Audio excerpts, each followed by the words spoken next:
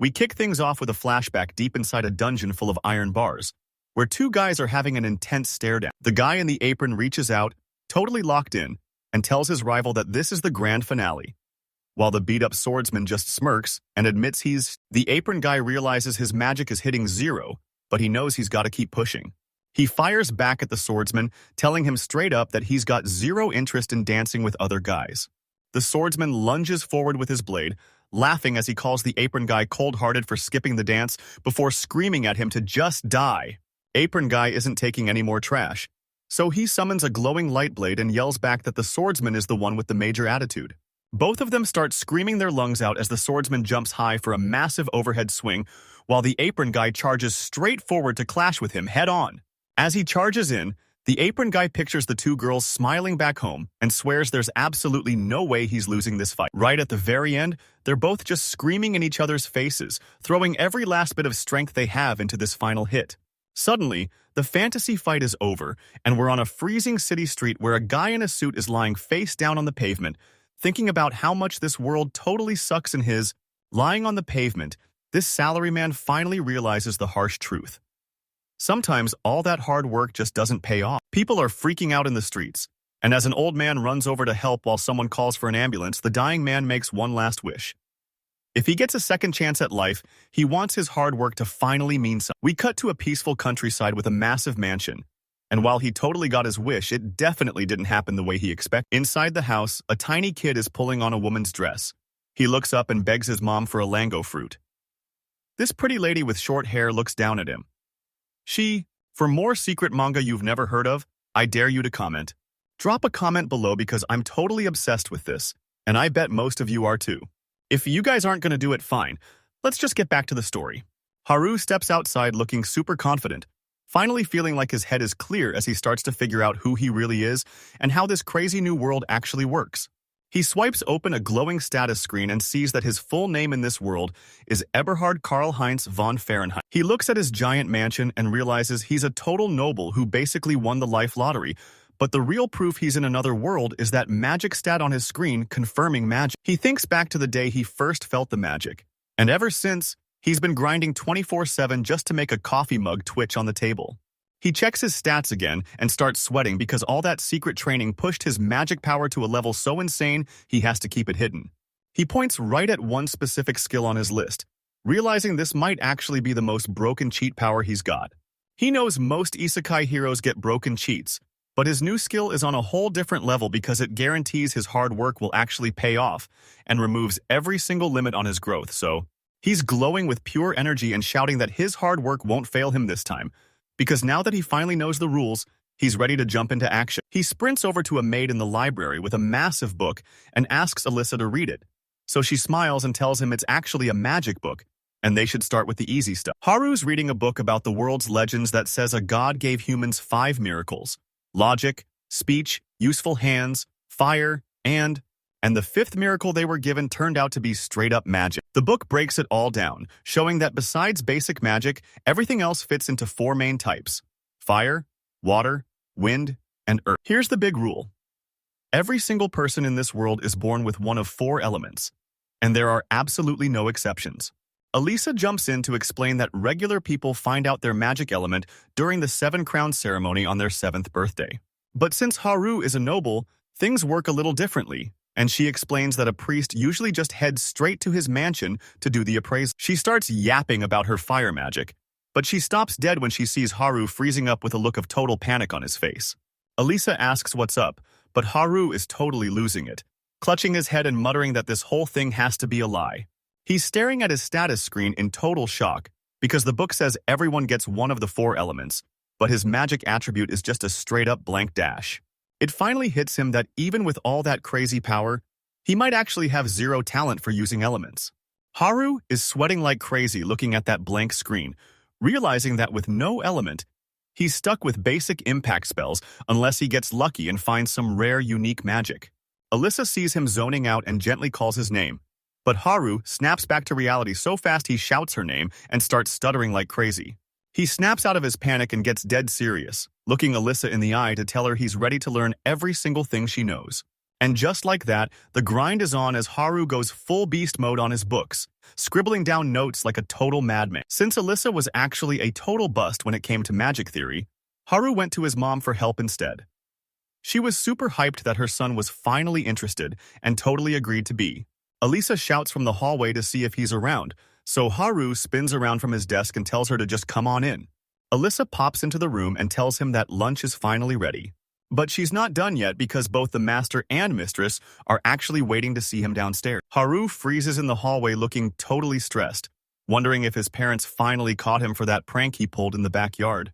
Alyssa catches what he said and totally flips out, demanding to know what he means by a backyard prank. But Haru just gives her a sneaky smirk and stays quiet. He just laughs it off, telling her he's totally fine and just really hungry. But then the story skips ahead to when Haru is 10 years old. Haru isn't just getting stronger physically.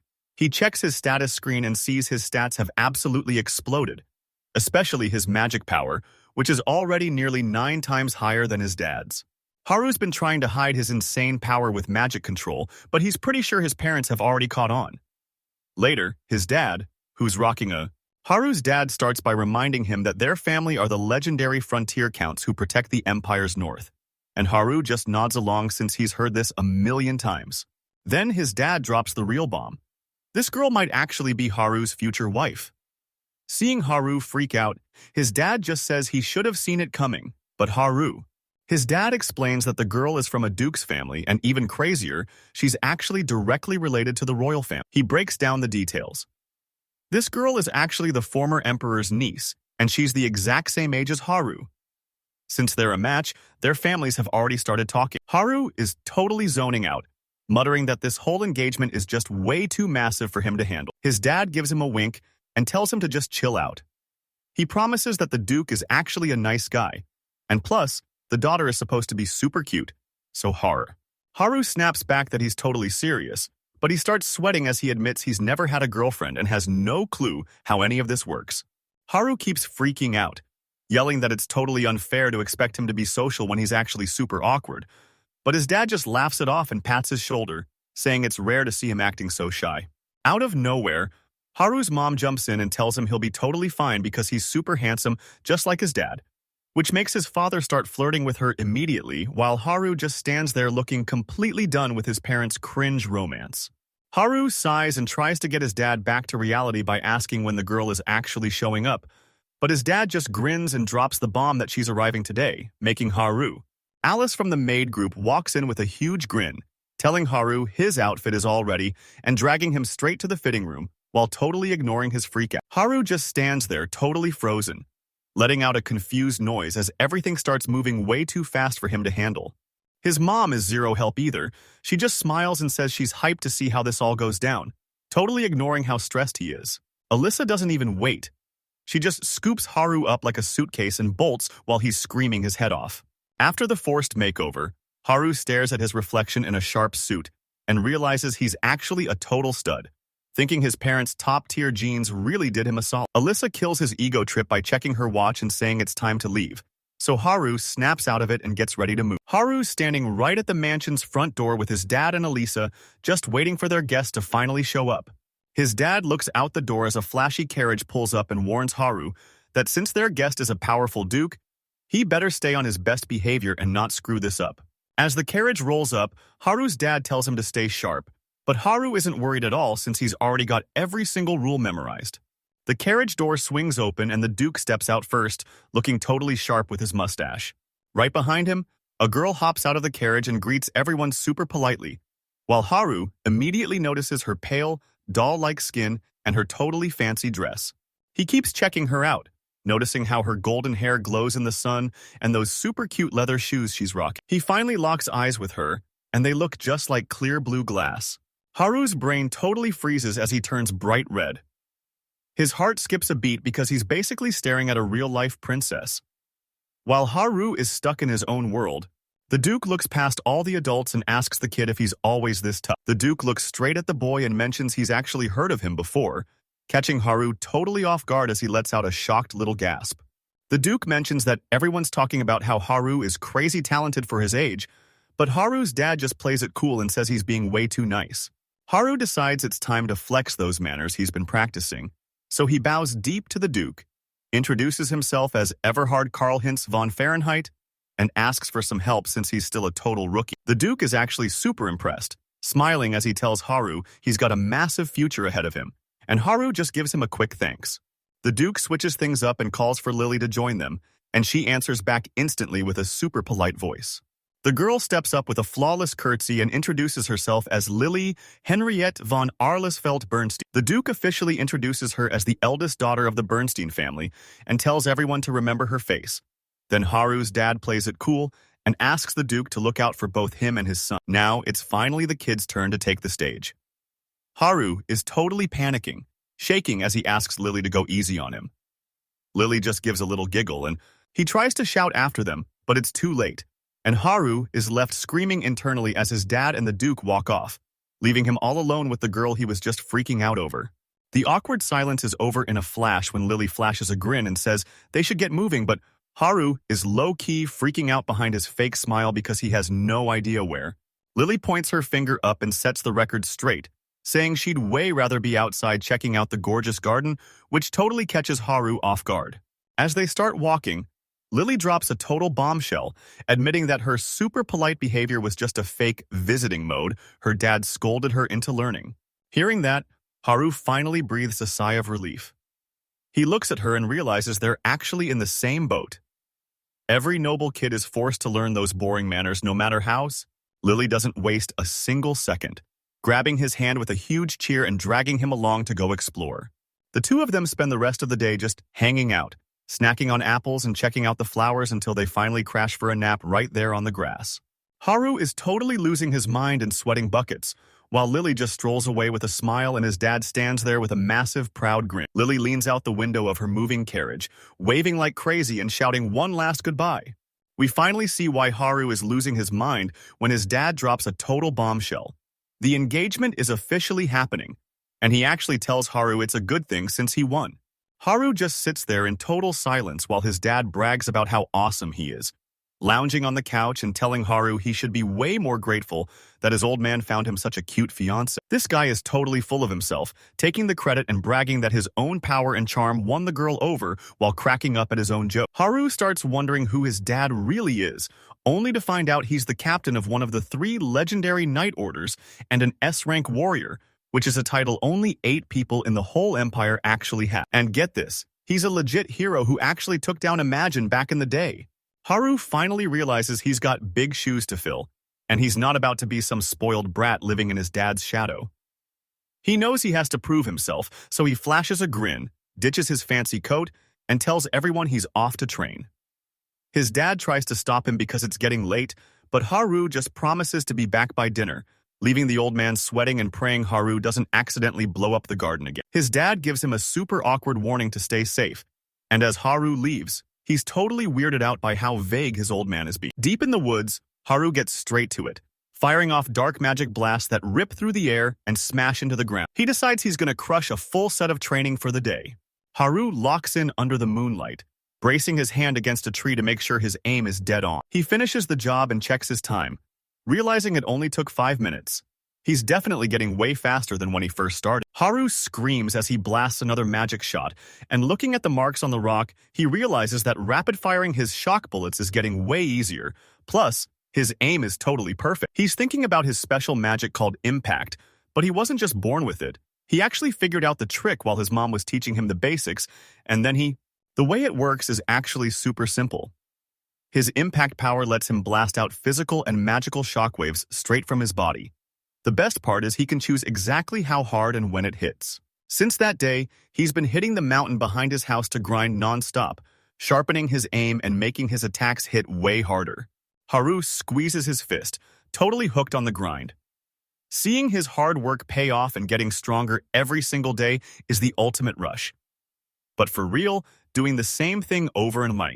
He looks up at the sky and realizes he's done staying in one spot, so he decides it's time to head out and see what the rest of the world is like. Haru squares up with his dad, who admits he's seen all that training and knows his son is crazy strong for a 10-year-old, but he's definitely not ready to lose to a kid yet. Haru flashes a cocky grin and starts talking smack, telling his dad he better be careful since he's not exactly a young guy anymore. His dad just laughs it off, telling Haru he's got a big mouth and that he's only 33. But Haru hits back with a totally innocent look, reminding him that he's literally only 10.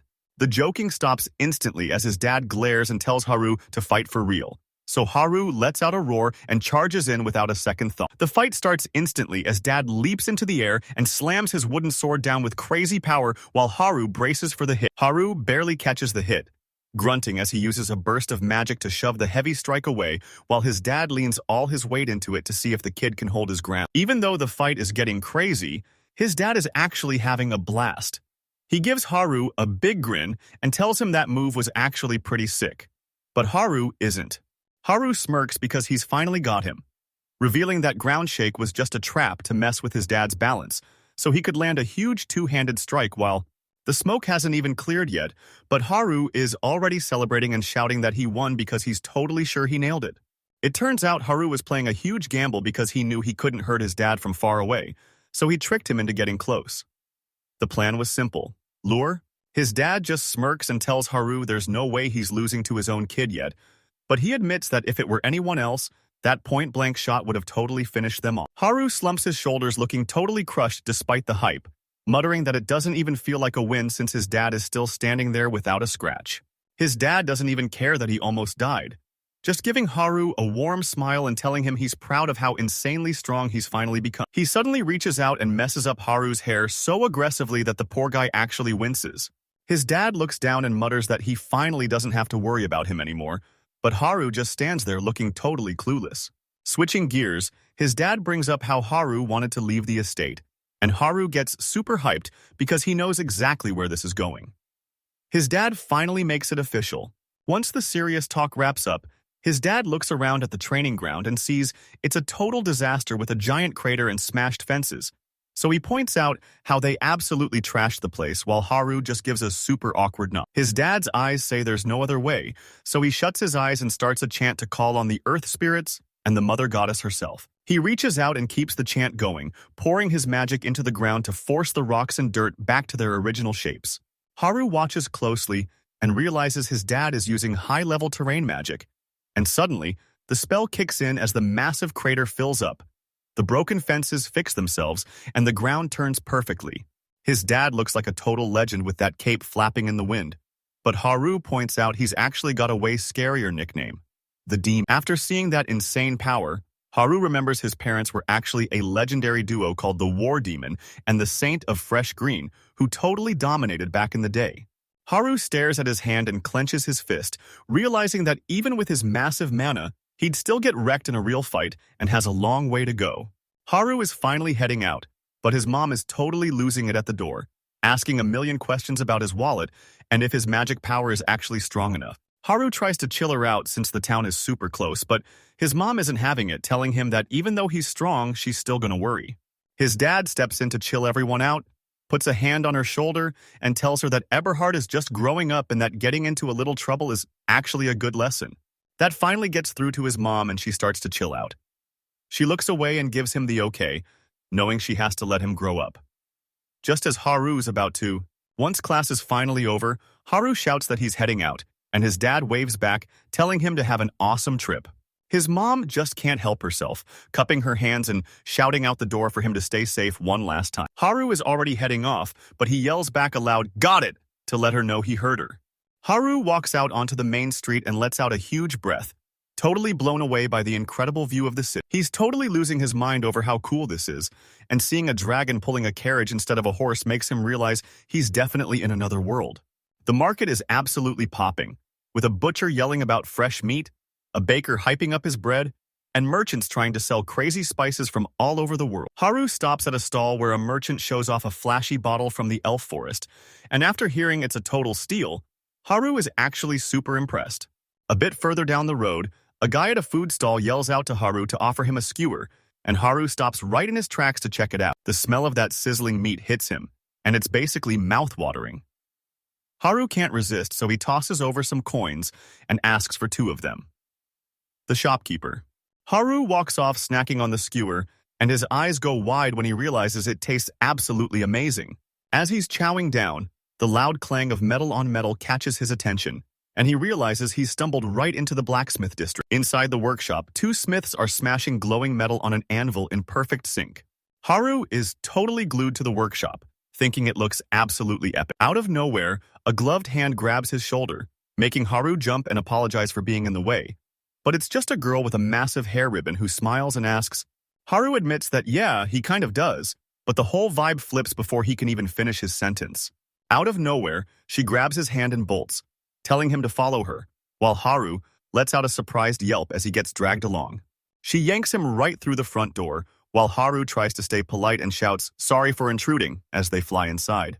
Inside, this giant blacksmith is slamming his hammer onto glowing hot metal, and Haru is totally blown away by the insane power behind every strike. The girl calls out to her dad, asking if they can stick around and watch him work. The blacksmith wipes his brow, spots Haru, and asks if he's a friend, telling them it's cool to watch as long as they stay back and keep safe. The girl gives him a super hyped salute and thanks him with a ton of energy.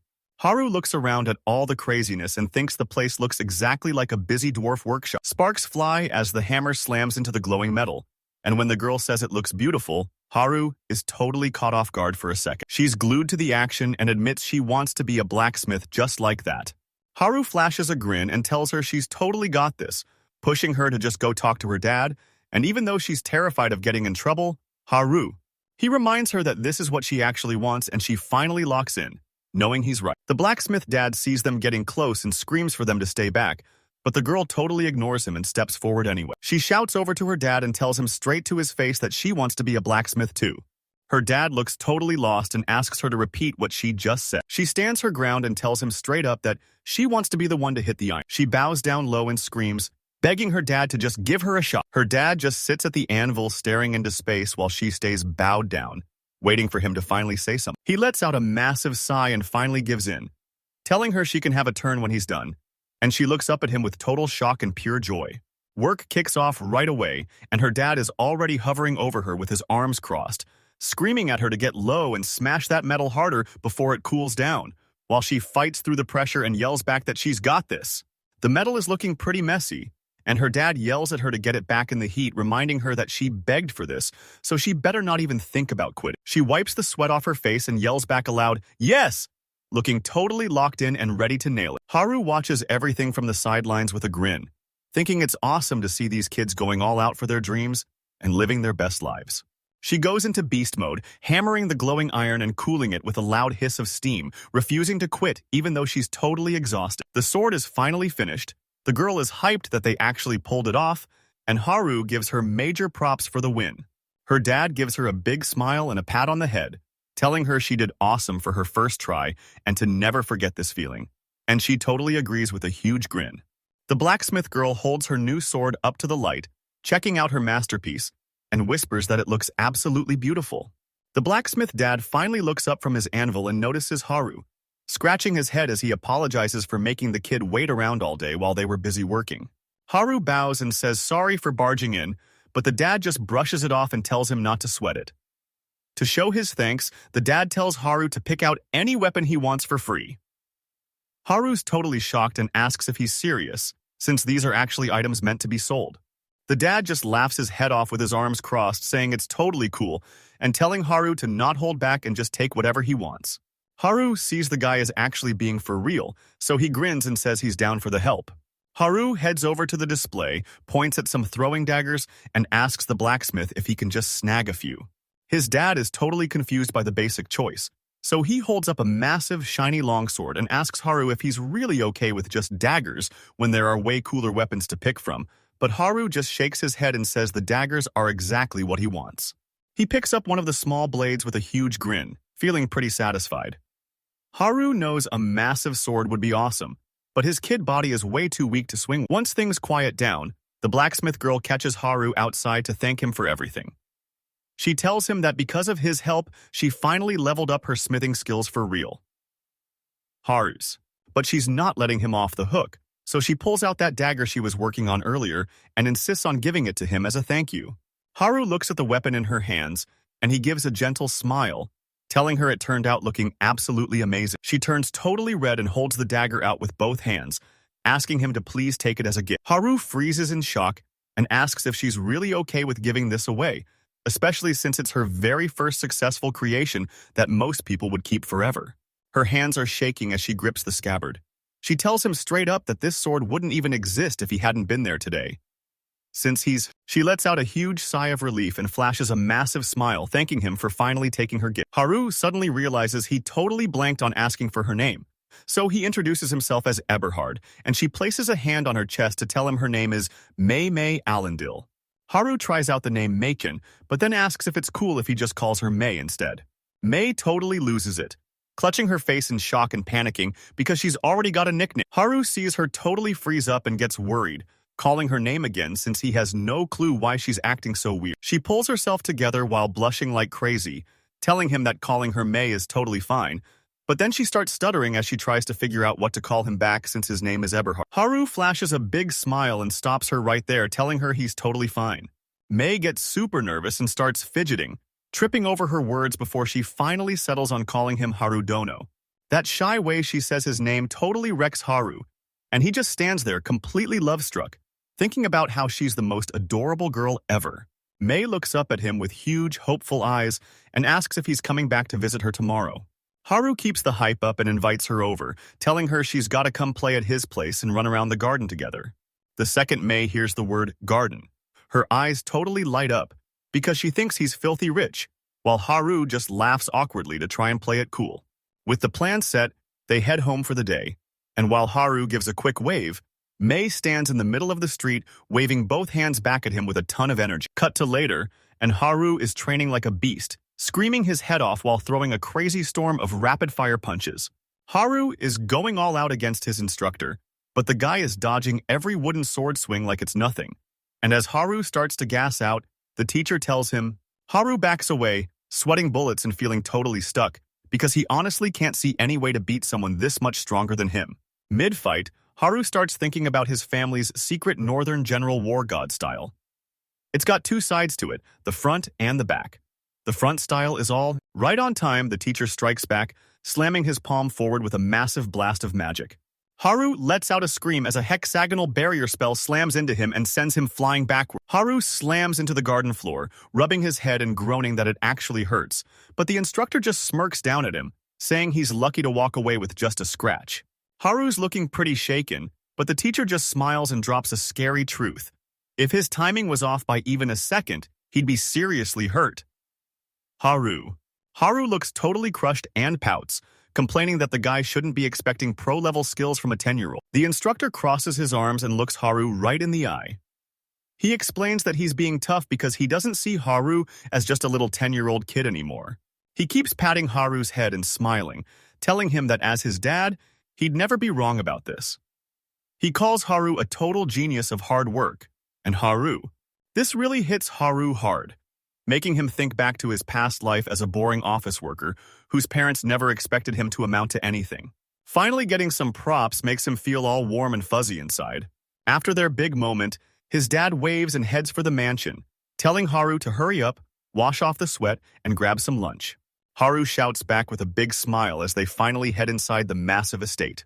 Next up, we're in the town of Hateberg, where Haru is walking through the streets with 2 guards, and since this place is right on the border, it's absolutely crawling with monsters.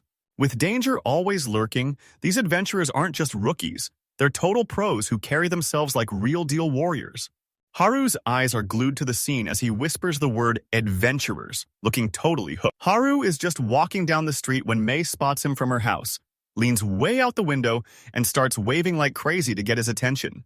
Haru looks up and spots the blacksmith girl, giving her a big smile and a friendly wave back. May doesn't waste a single second, bolting out the front door to meet him and giving him a friendly hello as she walks up.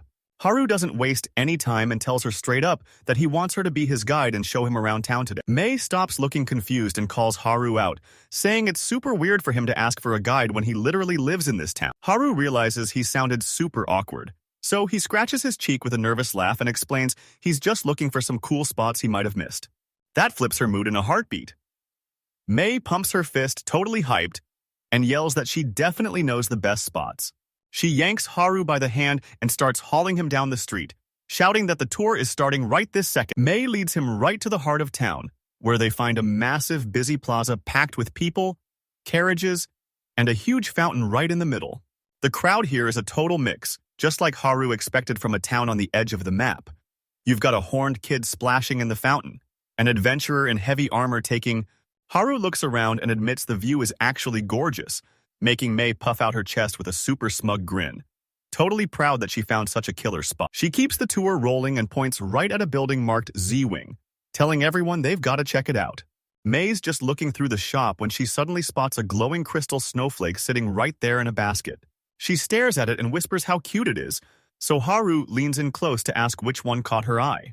The whole vibe shifts the second she flips that price tag, and Mei starts sweating bullets because it's way too expensive, so she stammers that she's just going to have to pass on. As they head out, Mei spots Haru holding a bag and asks what he got, so he just casually holds up a fresh new satchel to show off his haul. Mei checks out the bag he picked and tells him it looks awesome on him, so Haru just smiles and says thanks. Then he totally catches her off guard, pulling out a flat little gift and telling her it's actually for her, leaving Mei just staring at him in total shock as she rips open the gift and completely freezes.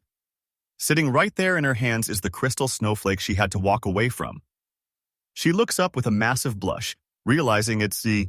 Haru leans over the counter and whispers to the old man, asking him to keep the deal quiet so he can finish getting the secret gift. Mei's eyes go wide as she asks if she can really take this just for showing him around, but Haru just smiles and tells her it's a simple thank you for being his. She doesn't hesitate for another second, lunging at him with a loud thank you and tackling him into a massive hug. Haru totally panics as she clings to him, stuttering for her to slow down while her face turns bright red. The vibe totally shifts as Haru gears up in his cloak, telling himself it's time to move out, and psyching himself up for his first real fight where his life is actually on the line. He's heading out to the Kamuris Plain in the middle of the Margrave territory, but this isn't some park for a stroll. It's actually one of the most dangerous, so Haru starts thinking about his own weak spots, knowing that being strong isn't enough. He needs the mental grit to stay calm when the pressure starts building. He's got to prove he can think on his feet and handle any disaster the second it hits. This is personal now, and he knows if he can't make the tough calls when it really matters, he's totally disqualified from ever leading the Fahrenheit family. Haru stops dead near some jagged rocks, spotting something moving way off in the distance that makes him hum in curiosity. This huge, drooling beast with one horn is snorting like it's ready to fight, and Haru knows right away it's a green boar. Haru remembers the stats on this beast. It's a savage green boar that usually takes a D-rank adventurer just to handle. Haru doesn't even flinch at the high rank, and realizes the monster's hits are actually pretty weak, so as long as he stays sharp and dodges its charge, this fight should be a total breeze. He snatches 3 throwing knives from his pouch, slides them between his knuckles, and charges them with magic until they're literally buzzing with power. The beast charges straight for him, but Haru doesn't even blink as he hurls his magic knives right at the monster. The knives hit home, and Haru just deadpans that the monster's scream literally sounds like the word boar before reaching out his hand to set off his next big move. He triggers the magic in his knives and yells, "Binding," making dark ribbons blast out to wrap the beast up and freeze it right in midair. The fight is totally over, and the green boar is just twitching on the ground with a weak groan while Haru looks down at what he's done. Haru decides he's done playing around, so he lets out a quick grunt and swings his arm, launching a massive crescent of wind magic to finish the fight. Haru screams, "Magic Blade!" as his wind strike smashes perfectly into the boar's neck, and after wiping away some sweat with a relieved grin, he sighs and announces that his very first battle is finally over. He looks up at the sky with a huge grin, thinking about how that whole thing was actually way too easy. Haru breaks down exactly how he did it, explaining that he just pumped his magic directly into his throwing knife. He hardens his magic into solid wires that instantly trap his enemy the second they make contact. He breaks down the combo, explaining how he used a spell called Enchant to fuse that magic binding straight onto his knife. Haru checks out his blade, knowing it's not some crazy high-damage move, but it'll work for this fight, until he looks up and realizes he's standing right next to this massive green boar that's literally twice his size, wondering how the heck he's going to get it home without a cart. With no cart in sight, Haru ties a rope to the beast and starts dragging that massive body down the road, looking totally determined to get his loot home. Mei catches sight of Haru waiting and starts waving like crazy, calling his name with a massive grin on her face. They meet up right by the town fountain. Haru says hey, and Mei gives him a sweet thank you for the invite. Haru spots her carrying a paper bag and asks what's inside, so Mei excitedly shows off some sweets she brought back from the dwarf country. She hands it over with a shy little smile, saying she brought it since she's heading over to his place. Haru takes the gift and thanks her, noticing it smells awesome, then tells her they need to get moving as they start heading out. The two of them walk through the streets together, heading straight for Haru's house. While they're walking, Mei starts looking super nervous and sweaty, asking if they're almost there, but Haru just gives her a big smile and says they're basically at the spot. They're walking past this massive brick wall with a giant mansion looming in the back when Mei suddenly realizes where they are, grabbing Haru's hand and asking him what's going on with a shaky voice. Haru is just chilling in front of this massive iron gate, but Mei is totally frozen and shaking as she stammers to ask if this is really the house. Haru waves his hand at the massive mansion and the guards behind him, acting totally chill as he welcomes her to his home. Mei's brain totally short-circuits, leaving her staring into space and making a super confused sound. Reality finally hits her and she just loses it, screaming her head off about whether this place is a legit castle and if Haru is actually a prince. Haru stays totally chill while she's losing it, dropping his fake name to reveal he's actually Eberhard Karlheinz von Fahrenheit, though he's quick to say he's definitely not a prince. He puts his hand over his heart with a grin, telling her he's the oldest son of the frontier count as he introduces himself all over again. Mei stops her screaming and starts shaking like crazy, barely whispering a response under her breath. Haru tilts his head, totally confused about why she just went dead silent out of nowhere. Out of nowhere, Mei drops to the ground and slams her head down in a perfect bow, shaking with fear as she stutters out a super formal greeting. Haru completely flips out when she suddenly starts acting like a servant, yelling at her to hold on because he's totally freaked out by her behavior. Haru is sweating like crazy while Mei is face down on the ground, totally frozen and bowing like her life depends on it. He starts waving his arms around in a total panic. Mei looks totally stressed by that request and asks if he's actually serious, so Haru steps in and puts a hand on her shoulder to help her chill out. He gives her a massive, real smile and reminds her of the obvious. They're friends, right? It worked.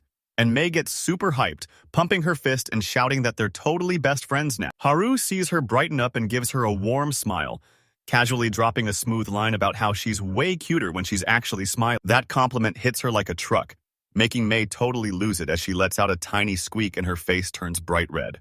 She quickly looks away with a bright red face, stuttering a weak excuse because she just can't handle how smooth he's being without even trying. Haru's totally clueless about the vibe he just killed, so he suddenly taps a box and tells Mei he actually brought her here for a specific reason, making her tilt her head in total confusion. Haru gets right to it and tells her he needs her to make something for him starting right now. Mei repeats it back, totally wondering what he's actually thinking. Haru grabs the lid. Haru stops for a second, realizing they can't build a single thing until they actually find the supplies first. Mei doesn't even hesitate, thumping her chest and telling him to leave everything to her because she's a dwarf. Haru blinks in shock because he totally blanked on what this race can actually do. And it turns out those Nord Peninsula dwarves are way more than just short, buff guys. They've got a crazy secret. Gnomes are totally obsessed with them, and those are the earth spirits that control every bit of ground magic. Since they're so tight with the spirits, every single dwarf is naturally a total beast at earth magic. Haru gets the logic, but he's still not convinced, asking how this actually gets them the loot right this second. Mei shows him exactly how it's done by reaching into the air and yelling for Mr. Noam to bring her some iron. And just as Haru starts to laugh at the basic spell, the ground suddenly explodes right in front of them with a massive thud.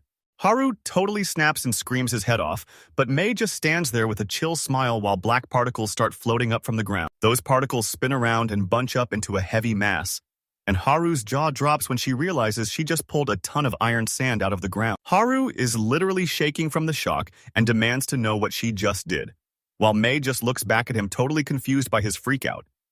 She tilts her head like it's no big deal and tells him she's pretty sure every dwarf can do stuff like that. Haru stands there sweating buckets as his brain goes into overdrive, realizing that wasn't just some cheap trick, it was straight-up spirit magic. While Mei calmly moves those floating particles with thong, Haru is sweating buckets and totally losing it, his brain literally short-circuiting as he realizes this girl's potential is actually insane. Mei is having a total blast and happily asks Mr. Gnome to turn that iron into a round ball for her. Mei just smiles as a massive, creepy ring of black iron sand starts floating right above their heads. Haru stares blankly with totally dead eyes, deciding right then and there that he's done and nothing is ever going to shock him again. Haru stares with totally dead eyes and starts clapping like a robot, telling Mei that this is what real magic looks like just to give her a fake compliment. Suddenly, They're all sprinting through the city with Mei way out in front, dragging a wooden cart and screaming her head off because she's so high. Haru's at the back pushing with everything he's got, shouting his lungs out as they finally start picking up speed. Mei is screaming with joy at how fast they're flying, but Haru is totally confused because the cart feels way lighter than it's supposed to. Haru reminds her he specifically asked for an adventuring cart, and Mei is just staring at him with total stars in her eyes. He's totally losing it over how she built this after only a few days of training, because even for a dwarf, that kind of speed is just straight up impossible. He's starting to wonder if every dwarf is just born this good, or if Mei is actually some kind of terrifying genius. The party ends fast when Mei turns totally green and starts gagging like she's about to puke all over the place. After that insane cart ride, they're both totally drained.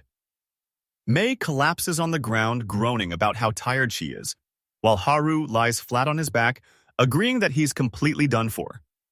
Haru finally catches his breath and tells her he's got a plan, but Mei just looks over, still panting and super confused. He points to a spot on the property and says he's going to build her a brand new workshop that's all for her.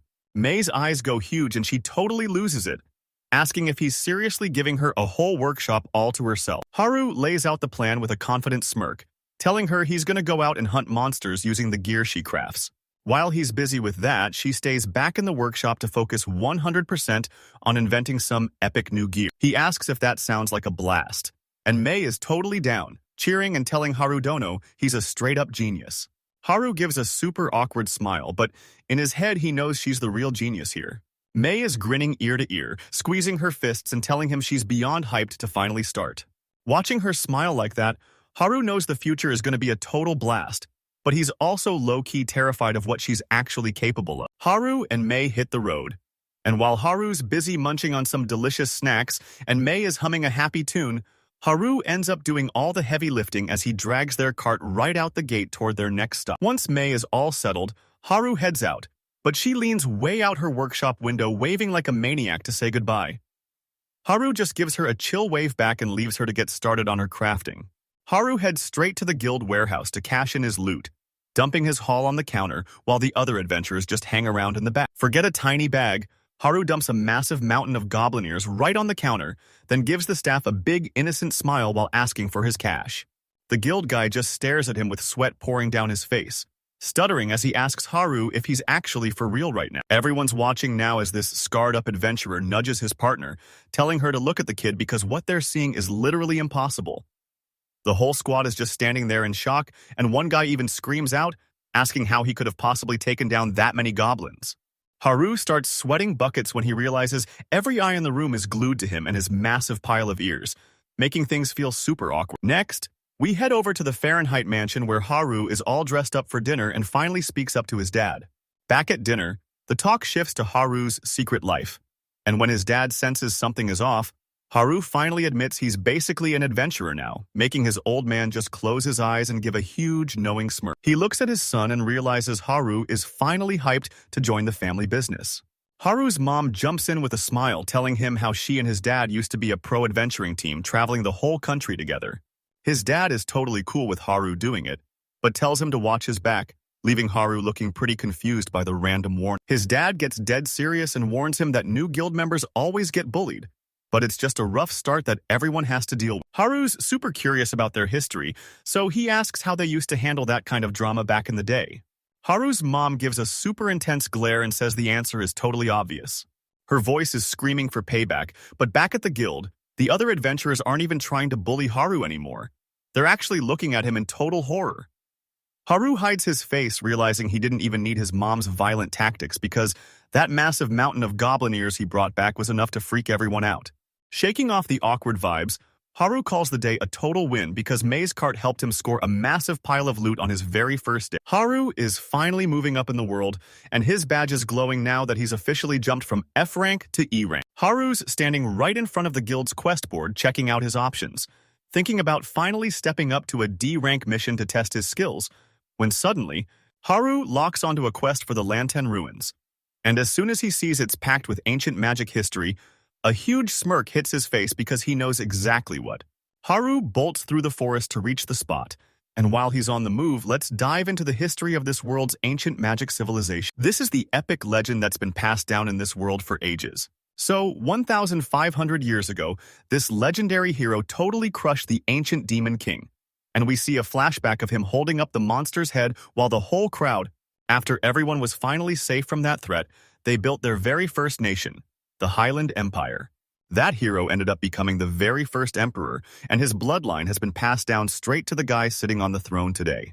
But this story actually goes way back, because old records show that something crazy happened on this land a long time ago. So it turns out that way back in the day, there was a magic civilization that was actually way more advanced than the world is right now. But things got messy fast because demons ended up ruling over humans for hundreds of years. During that nightmare, the whole world was basically trashed and left in ruins. Back in the present, even with all that dark history, Haru is super pumped as he sprints through the woods toward ruins from 2,000 years ago, totally geeking out over the adventure. Out of nowhere, he sees a building poking out from the trees and wonders if he's finally found the right spot. Haru finally shows up at the Lantan ruins, and it's a massive stone building with giant pillars that looks exactly like a legendary ancient relic. The place is a total dump, and Haru starts complaining that if this is supposed to be some legendary heritage site, they should really keep it cleaner, especially since he's literally swatting away giant spiderwebs just to see. He steps inside and gets to work, checking his mission papers against the symbols carved into the stone monuments along the walls. Haru's looking around when he suddenly freezes because he spots something weird. He looks down and spots one weird tile that doesn't match the rest, so he steps on it and hears a loud click. Haru decides to see what's hiding under that sketchy floor tile, so he drops down, touches the ground, and triggers his active sonar spell. This is a neutral scanning spell that shoots out magic pulses to map the whole area, working exactly like a bat's radar.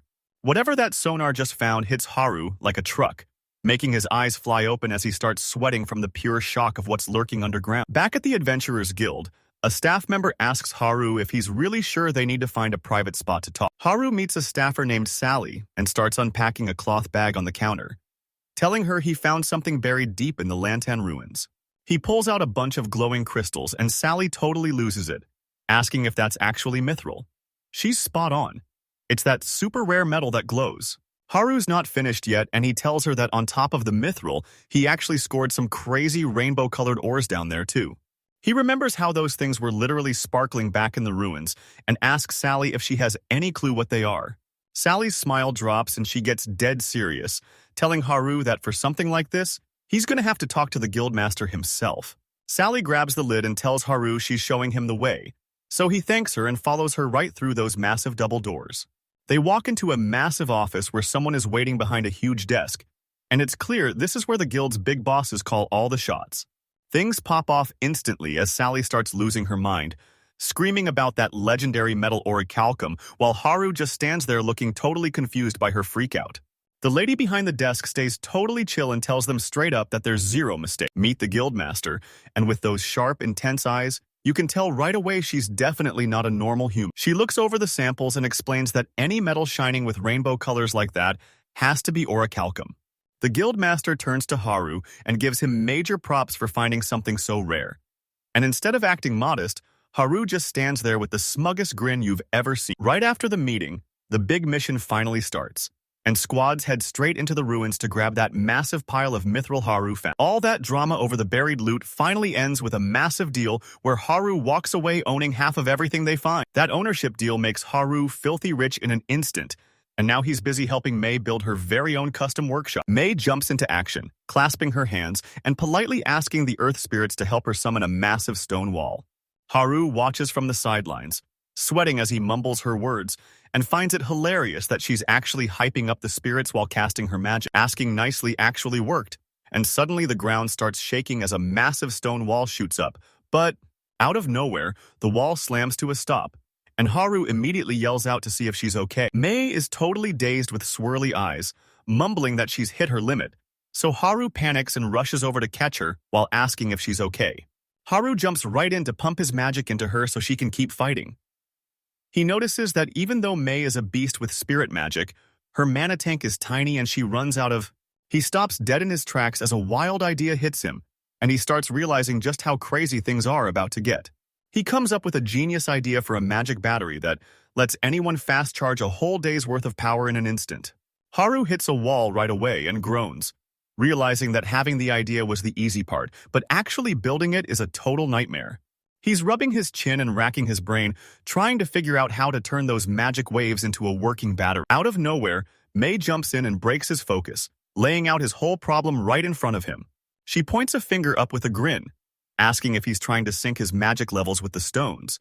And a totally stunned Haru just nods along. May's got the answer ready to go and happily tells him they should just use mithril. But Haru is totally lost and asks what that even is before she breaks down the science, explaining that mithril is a metal that conducts magic perfectly. So if they mix it with iron, they can finally control the flow. She figures out that if they make that exact mix, they can build a circuit that hits the perfect wavelength for the magic stone. Haru finally has a massive breakthrough and pumps his fist, realizing he just found the exact piece he was missing. They don't waste a single second, as Haru and May instantly mix their magic to craft the materials and see if their plan actually works. While they're working, Haru sneaks a look at May and is totally blown away that she built such a crazy machine so easily. As Haru watches May work her magic with the mithril, he realizes he's still got a lot to learn and totally slept on how skilled she actually is, while May is hyped out of. Fast forward a few days after the big mithril find, and we're heading right back to the main Fahrenheit mansion. Haru's wandering through the mansion halls clutching his stomach, muttering to himself about how he's totally starving for a snack. This girl with braids catches him in the hallway and asks what's up with him. Meet Noelle and Yvonne Flensburg Fahrenheit, who's actually Haru's big sister and 2 years older than him. Haru admits he's actually just starving, and Noelle gets super hyped because she is too. So she suggests they go find the head chef and beg for some food together, but just as they're plotting their snack raid, a voice from behind catches them, pointing out the little gentleman and lady standing there. They turn around and see their dad standing next to a big, sketchy guy with a gross smirk on his face. The Margrave calmly introduces them as his kids, and the visitor starts sucking up immediately. As the heavy talk wraps up, the noble quickly agrees to all of Haru's dad's rules and says he totally gets the deal. Haru's dad suddenly switches gears and tells him that a letter actually showed up with his name on it. Haru stares at the wax-sealed letter in his hand, totally clueless about who'd actually be writing to. Noelle leans in with a huge smirk, begging him to let her take a peek. Haru totally brushes her off because he sees the letter is from Lily and wonders what's up. She explains she's arriving exactly 3 days before the Spirit Festival, a massive holiday for celebrating the harvest.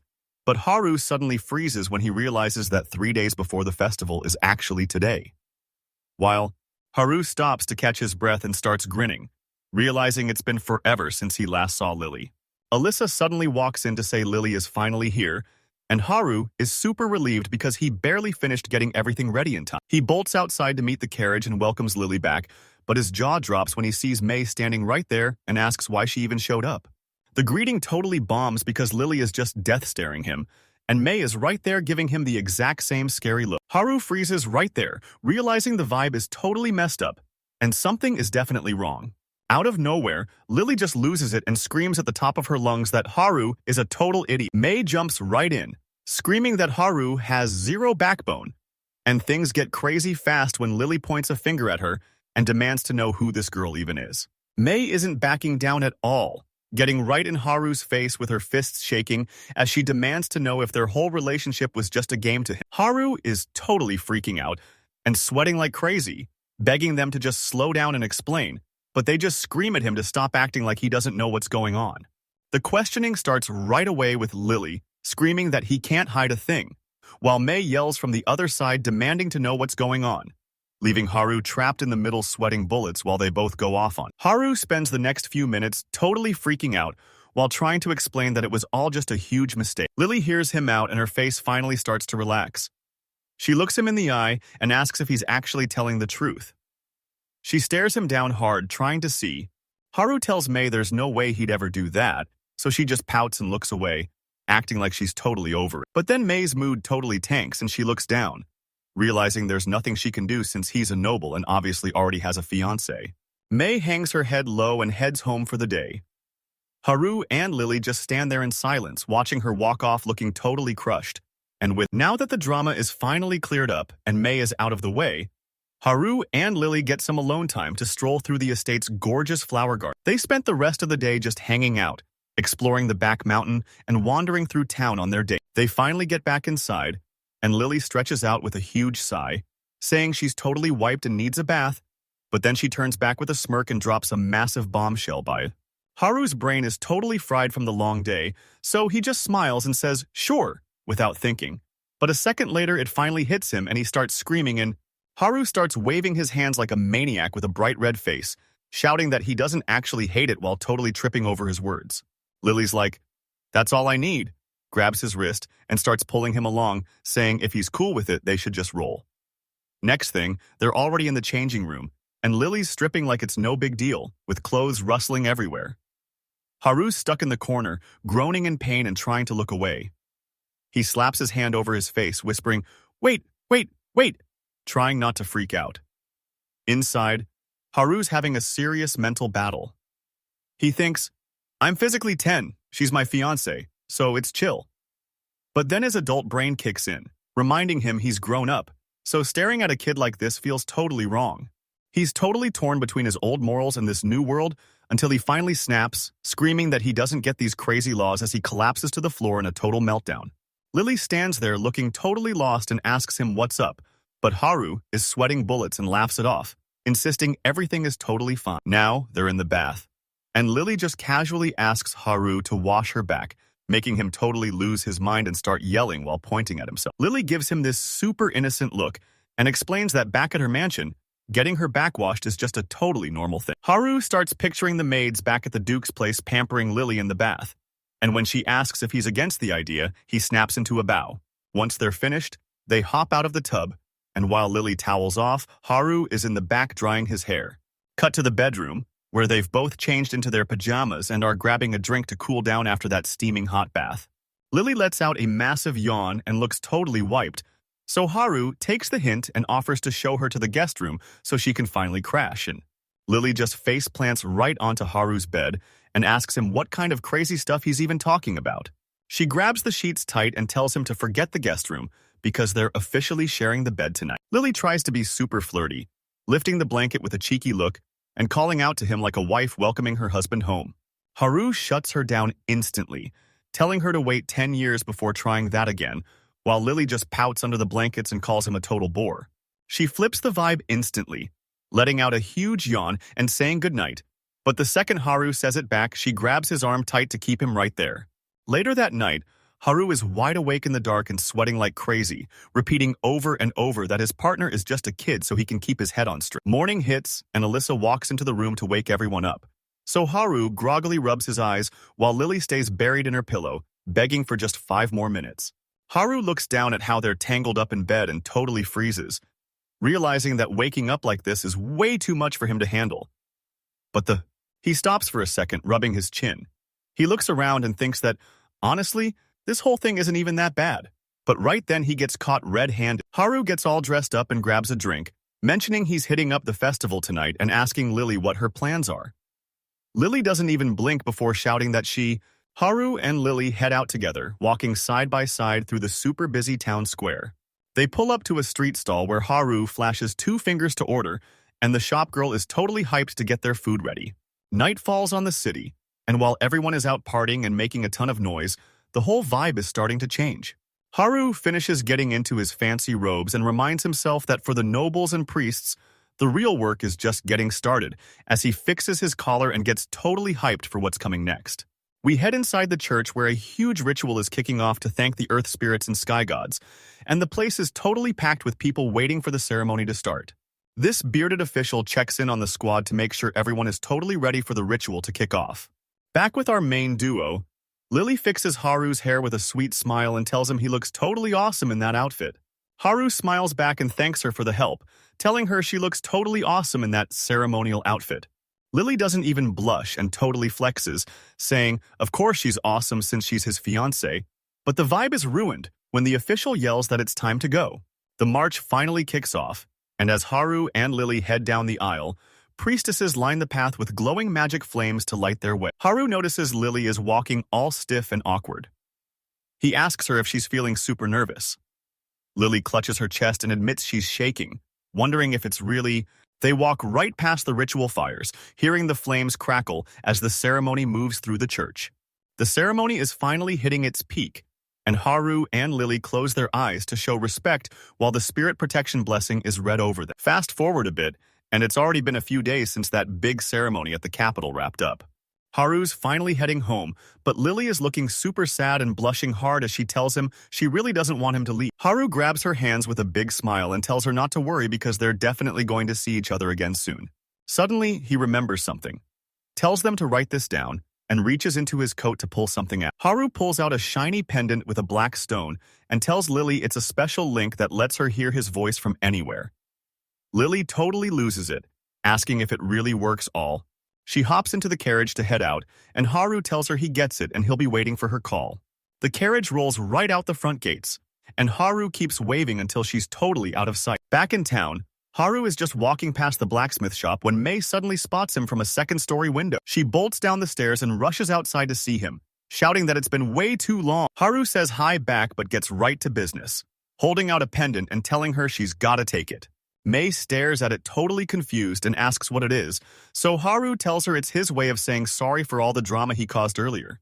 He points out the ruby and says he picked it just to match her hair, making Mei turn bright red because she's so flustered. Haru flashes a grin and explains this one also has communication magic inside, then tells her it would mean the world to him if she wore it forever. Mei gives a sharp salute and happily tells him she's on it, totally down to wear the pendant like he asked. Haru grins at her reaction and tells her the necklace looks totally perfect on her, adding a quick thanks because he's just glad she loves it. Suddenly, Mei remembers something she wants to show him and starts digging through a wooden chest while Haru asks what she's looking for. She whips around with a revolver-style gun and brags about the awesome new weapon she just built. She shows off the weapon with a flashy move and calls it the Magic Impact Gun. Haru stares at the device, totally hyped by its cool name and awesome design. Mei breaks down the tech, explaining that she built the gun using the exact same impact magic Haru uses. She grabs the weapon with both hands and tells him to watch her every move, while Haru just stands there looking totally lost, wondering what she's about to do inside the shop. Out of nowhere, she fires a shot right past his head, and Haru barely dodges the invisible blast while screaming that she's being way too dangerous. Mei looks super proud of herself, totally ignoring how close she just came to getting hit while she brags about the specs. She points out the bullet holes and explains that one magic stone powers 6. Haru grabs Mei by the shoulders and gets dead serious, warning her to never show that gun to anyone. So she salutes, and they head into a sketchy brick alleyway where Haru keeps looking around, muttering about how sketchy this place is and how you shouldn't be here alone, when suddenly Mei spots something and gasps. She points wildly at a pile of crates and yells for Haru, because right there in the dirt is a little girl tied up with ropes. Haru runs up to the girl to ask what's going on, but she's so freaked out that she flinches the second he opens his mouth. Tears start pouring down her face as she tells them a creepy guy snatched her and locked her in the dark, but she got so scared that she actually managed to make a run for it. Haru and Mei hear that and instantly freeze, their faces looking totally shocked. Haru immediately starts patting her head to calm her down, but inside he's already thinking this whole situation smells like big trouble. They waste zero time dragging the girl straight to the law, and suddenly we're right outside the massive guard corps station. The head officer with the mustache and hat totally flips out, screaming, "Kidnapping?" the second he hears the report. Haru locks in and double-checks the facts, realizing that after hearing the girl's story, the whole situation is crystal clear. The guards at the station figure it out instantly, realizing this matches those illegal slave hunting rings that are popping up everywhere, and the captain knows they're right. The captain doesn't waste a single second, pointing and barking at Marco to grab Eric and find the girl's parents right now. The soldier throws up a sharp salute, screams that he's on it, and bolts away to get the job done. They moved fast and saved the day, and seeing the little girl run into her mom's arms finally ends this whole scary nightmare. It's a total tearjerker as the mom and daughter finally reunite, hugging each other tight and crying their eyes out. As the sun sets and birds fly overhead, Haru realizes that even though they survived this time, he needs a real game plan for the future. Later on, Haru is chatting with his dad when the old man brings up that kidnapping case and tells him they finally caught the guy, letting Haru breathe a massive sigh of relief. His dad's face stays totally serious as he drops the bad news.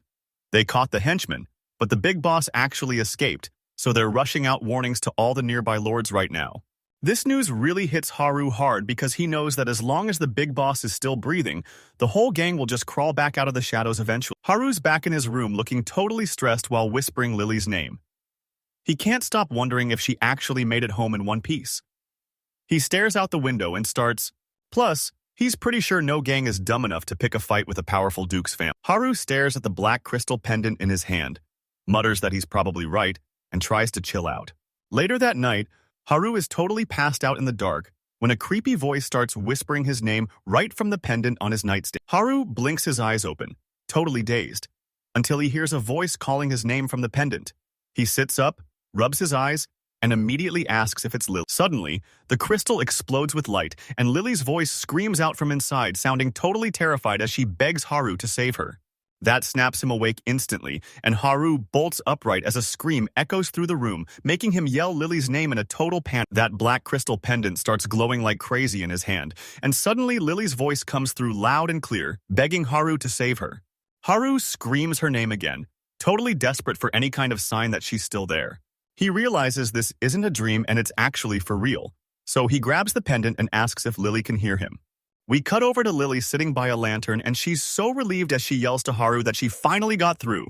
She whispers the truth that a gang of thieves snatched her up, and now she's stuck in a cell with two massive guys guarding the door. Haru totally loses it the second he hears about the thieves and asks if she's okay, while Lily tries to stay chill and tells him she's not hurt since they're only after a ransom. Haru doesn't waste a heartbeat, shouting that he gets it as he charges down the stairs and asks her if she knows where they're hiding her.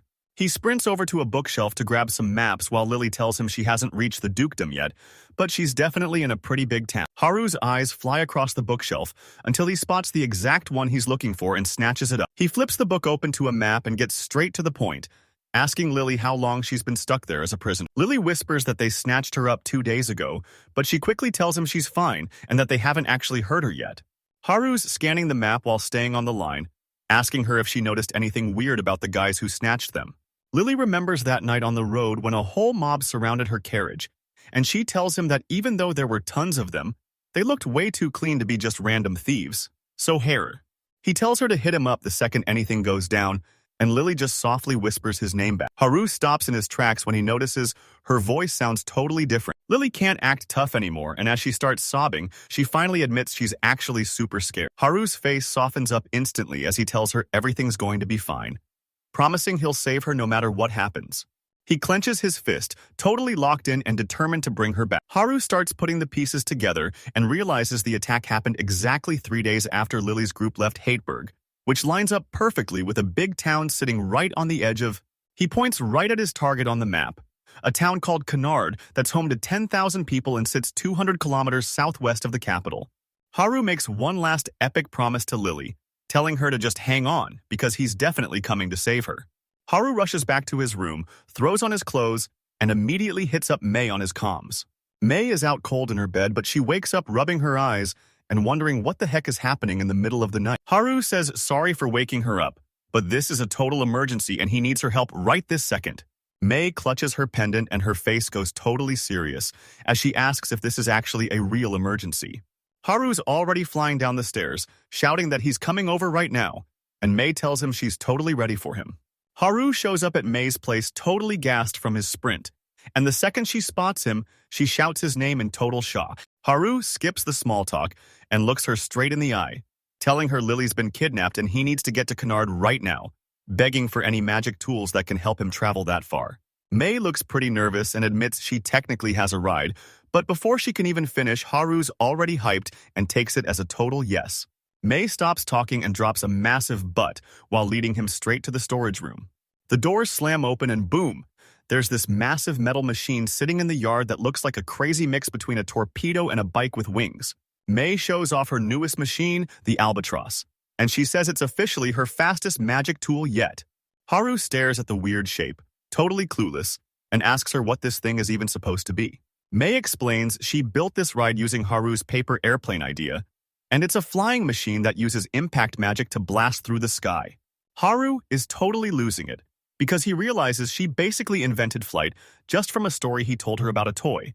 And he's thinking this changes science forever because this girl is scary smart. But then May drops some seriously bad news. This machine is a total fuel hog, and it takes 3 whole C-rank magic stones just to stay in the air for a few minutes.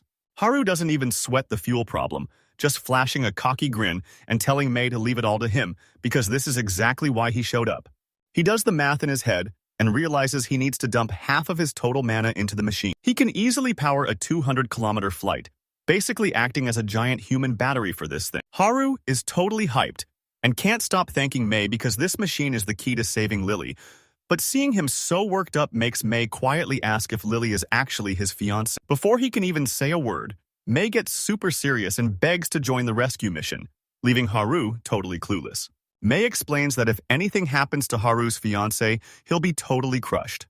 She looks away, finally admitting that seeing him this sad is just too much for her to handle. Haru just stares at her for a second, totally softening up when he sees how worried she is about him. Mei looks back up with fire in her eyes, telling him straight up that she'll be a massive help if he lets her tag along. Haru grins and thanks her for the assist, but Mei just shrugs it off and says that's what friends are for. Mei tells them to head outside the city so they have enough room to get to work. Haru's down for it, so he tightens his gloves and fires up his strength magic to get ready for the heavy lift. He hauls the giant machine up, struggling with the weight while Mei tags along right behind him. Haru hoists the entire rocket onto his shoulder and sneaks past the guards, slipping right by a yawning gatekeeper as they bolt into the open fields.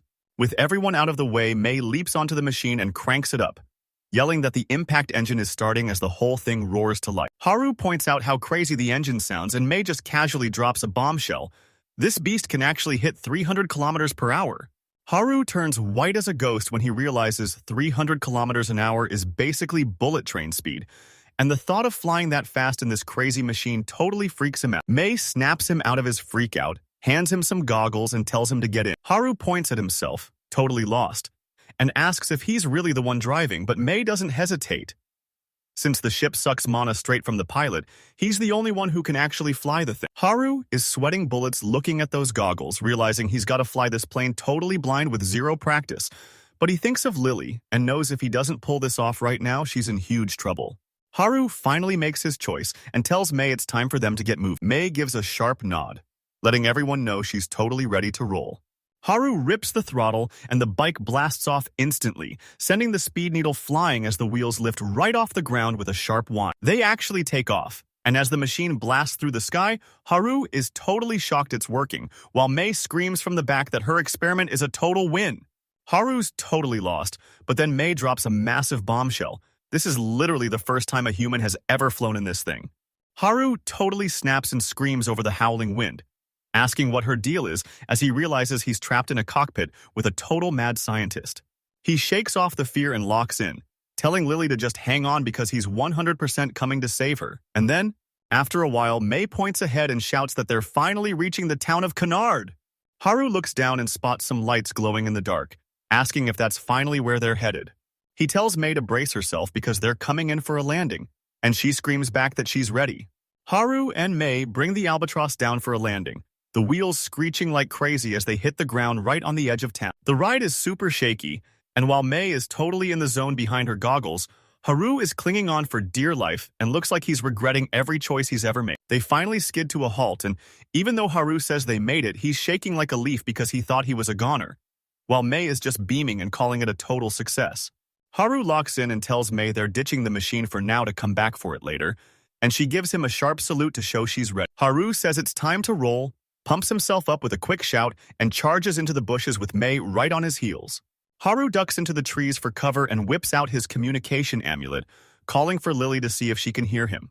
Back where Lily is trapped, her pendant suddenly starts glowing, and she's totally shocked to realize Haru is calling her to see what's going on. Back in the bushes, Haru lets out a massive sigh of relief and tells Mei that Lily finally messaged back, so she's safe for now. He gets straight to work digging for info, hitting up his amulet again to ask Lily if she can see what's going on outside. Lily sprints to the barred window and shouts back that she sees a massive white wall with a tower way off in the distance. Haru locks in and mumbles tower while scanning the area for the landmark Lily told him about. He spots a massive church tower poking out above all the other roofs and realizes that's exactly where he needs to go. Haru whispers the plan into his amulet, telling Lily he's scaling that tower right now and needs her to shout the second she sees him. Lily listens closely from her cell and whispers back that she's got the plan down. Before Haru heads up, he tells Mei to stay on the ground and watch for enemies, and she gives him a quick shout that she's got the whole place covered. Haru takes a deep breath to steady his nerves, clicks his magic gear on, and gets ready to climb straight up that building. He screams, "Bind!" and shoots a black magic wire straight up, snapping it tight around the top of the tower. Haru zips up the side of the wall with his wire and asks Lily through the amulet if she's got eyes on him yet. Lily spots a tiny figure hanging off the tower way in the distance and shouts that she's got eyes on him, but then she hits him with a reality check, saying he's actually way further away than he thought, and Haru's eyes go wide because he can't believe she spotted him from that far. Haru's way too far away to reach her, so he fires up his telescopic vision magic just so he can lock eyes with her. The magic kicks in right away, and Haru locks onto her location, screaming her name so she knows he's there. Lily peeks through the gap in her window, and the moment Haru spots his target and doesn't waste a second, zooming down his magic wire and yelling to Mei that he found Lily and they have to move fast because saving her is the only. As soon as Haru lands, he quickly breaks down the plan. He's going to handle the rescue himself, but the moment Lily is free, Mei has to grab her and bolt. They sneak into the building and spot a guard with a mustache by a door, so Haru and Mei quietly creep up right behind him. The guard spots them and tries to shout, but Haru shuts him up instantly with a quick chop to the neck that knocks him out cold. Haru instantly ducks down and fires up his sonar to scan the room, checking the pings to make sure no more enemies are hiding nearby. Once the coast is clear, Haru and Mei bolt to the cell door, and as a magical light glows from his hand, Haru softly tells Lily that he's finally there to rescue her. Lily presses right up against the iron bars, tears filling her eyes because she's so relieved to finally see him up close.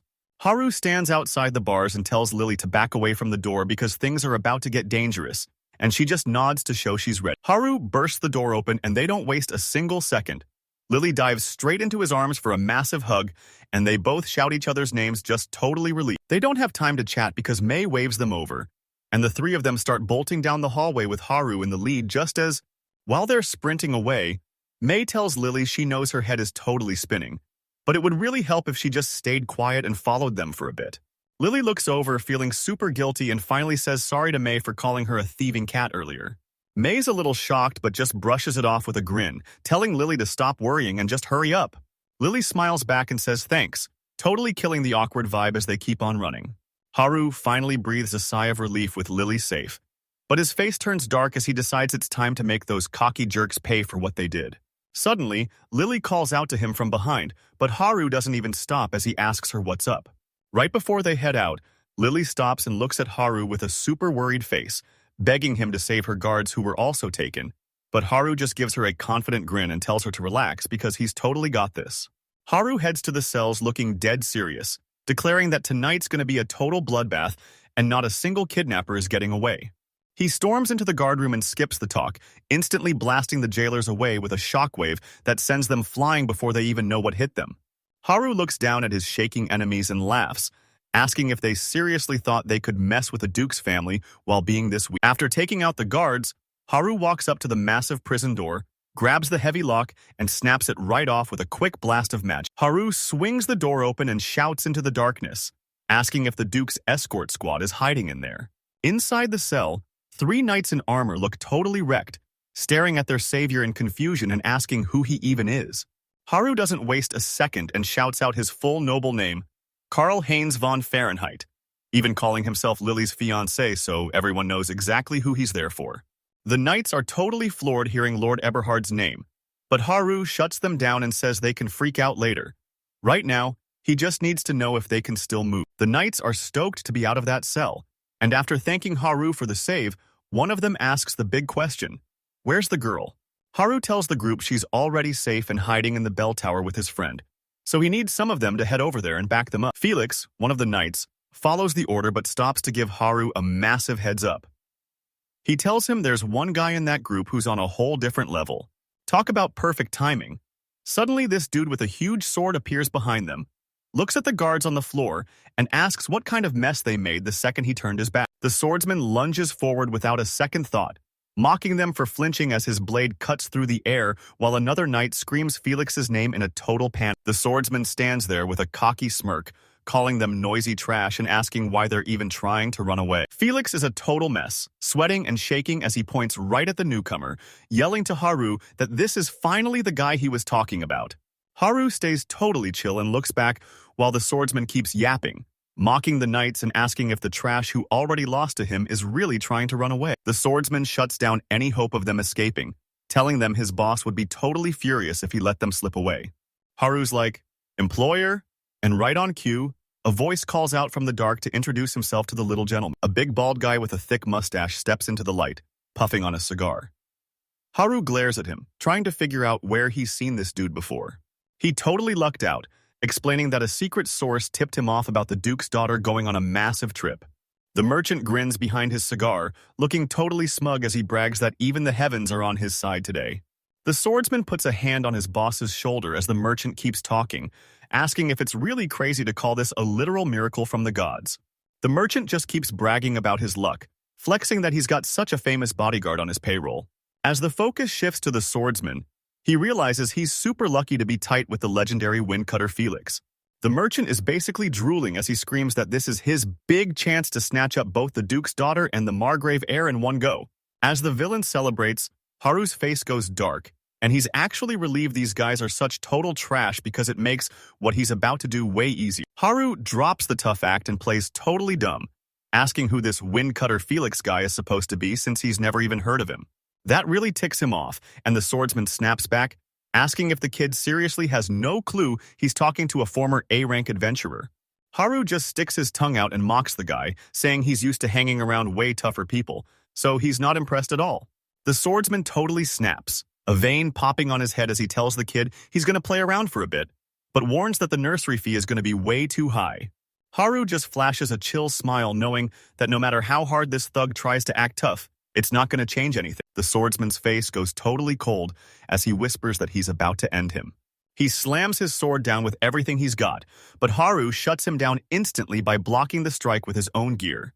The swordsman freezes up, sweat dripping down his face as he admits the kid is actually insane and asks if he's seriously just a child. Haru's still acting tough, but he's definitely breaking a sweat as he tells the swordsman that he actually put some real work into that last move. Haru doesn't waste a second, leaping back to get some breathing room and firing a magic blast from his hand to keep the enemy away. As the dust clears, the swordsman is still standing there looking totally blown away, thinking to himself that this kid is actually way better than he expected. The swordsman flashes a nasty grin at his boss, calls him a total fraud, and asks if he can just slice the kid up already. The merchant lets out a massive sigh, totally annoyed that he's being called a fraud, and tells the swordsman he can't kill the kid because he's a literal gold mine, muttering about how annoying these old battle junkies are. The swordsman looks totally insane now, screaming that he can't possibly hold back when this fight to the death is so much fun. As they keep bickering, Haru gets super annoyed and charges magic in both hands, screaming at them to stop ignoring him. The merchant sees the magic charging up and lets out a scared little squeak as his eyes go totally wide. Haru fires off a massive magic blast, but the swordsman is way too fast and zips right around. The swordsman pulls off the dodge with a huge grin and sweat dripping down his face, laughing that it was a total close call since he's never seen a move like that before. Haru stares at his opponent, breaking a sweat because he can't believe the guy actually blocked his attack on the very first try. The swordsman flashes a cocky grin and introduces himself as Windcutter, bragging that he's so fast he can literally slice through the air, and he tells Haru he better not forget it. Then he drops a super dark insult, telling Haru he's gonna die soon anyway, so it doesn't even matter. Haru decides to roll with it, saying that if this guy is gonna introduce himself, then he should probably do the same. Haru thumps his chest and shouts that even without a cool nickname, he's the one who's gonna be the next Northern General, while the scary image of his war demon father towers right behind him. The swordsman is totally hyped about the news, saying that taking on the Northern General means he finally has a real challenge, even if he thinks it's a bummer that Haru is so young. The merchant is totally done talking and screams at the swordsman to just finish the job already. He yells that he doesn't care if Haru loses an arm or a leg, as long as... The swordsman sighs and drops into a deadly stance, telling Haru his boss is losing his cool, so playtime is officially over and the next strike is for real. Haru grins and says he's going all out, but he's actually panicking inside and knows his only shot is to use his huge mana reserves to flood the whole place with impact magic. The swordsman doesn't hesitate for a second, charging straight at Haru with his blade out and screaming for the brat to just die already. Haru doesn't back down and fires back, telling the guy that trash like him should be rotting behind bars. Haru shows he's dead serious by letting loose his impact barrage, firing a rapid stream of invisible magic bullets right from his fingertips. But the swordsman isn't even bothered, mocking the weak attack as he swats away every single shot and rips through the magic with a massive shout. He's moving like a blur, slicing right through the attacks and getting right in their face with a cocky smirk. Haru watches his attacks get swatted away and realizes he's got to change things up, whispering that he has no choice but to finally use that move. He drops low and slams his hand against the floor, triggering his landmine field spell to send a massive wave of energy through the ground. That stops the swordsman cold, and he freezes up as he realizes the ground beneath him is a total death trap. Haru jumps on that tiny opening, and while the other guy is distracted, he starts building up a massive, spinning ball of magic right in his hands. He lets out a huge yell and fires an explosive shockwave bullet straight at the swordsman. That explosive bullet hits him dead on, and the swordsman screams as he tries to block the massive blast that's swallowing him whole. Smoke sizzles up from the blast as Haru stays on guard, staring into the cloud to see if that attack finally finished him off. It didn't even work, and the swordsman stumbles out of the smoke totally beat up and gasping for air, but he's got this creepy grin on his face because he's actually loving every second of this. Haru starts breaking a sweat because this guy is a total tank, and he realizes this dude is way tougher than he expected. The swordsman doesn't give him a second to breathe, charging right back in and screaming at Haru to just die already. Haru isn't backing down, snapping that he's not dying in a place like this as he gets ready to strike back. He drops into a fighting stance and triggers his wild dance, charging forward with totally unpredictable moves. The swordsman hunts him down, screaming at the kid not to look down on him just because of one lucky hit. But he's way too slow, so Haru triggers his blink skill, zips right past the guy's guard and smashes a fist straight into his face. The hit is absolutely brutal as Haru pulls off his jaw crush move, sending a massive shockwave straight through the swordsman's skull. Haru kicks it into high gear after realizing the swordsman is specifically aiming for his arms to shut him down. The swordsman wipes blood off his face with a creepy grin and tells Haru it's almost a shame to kill someone so talented, but honestly, there's nothing better than crushing a rising star before they even get a chance to shine. In the back, the slave merchant is clutching his head in total fear, muttering about how his own bodyguard is a complete battle-crazy psycho. The swordsman completely ignores his boss and zeroes in on Haru, asking him straight up how he got so insanely strong. Haru doesn't hold back and tells the guy he's been training since the day he was born, so he better not compare him to the average kids in the neighborhood.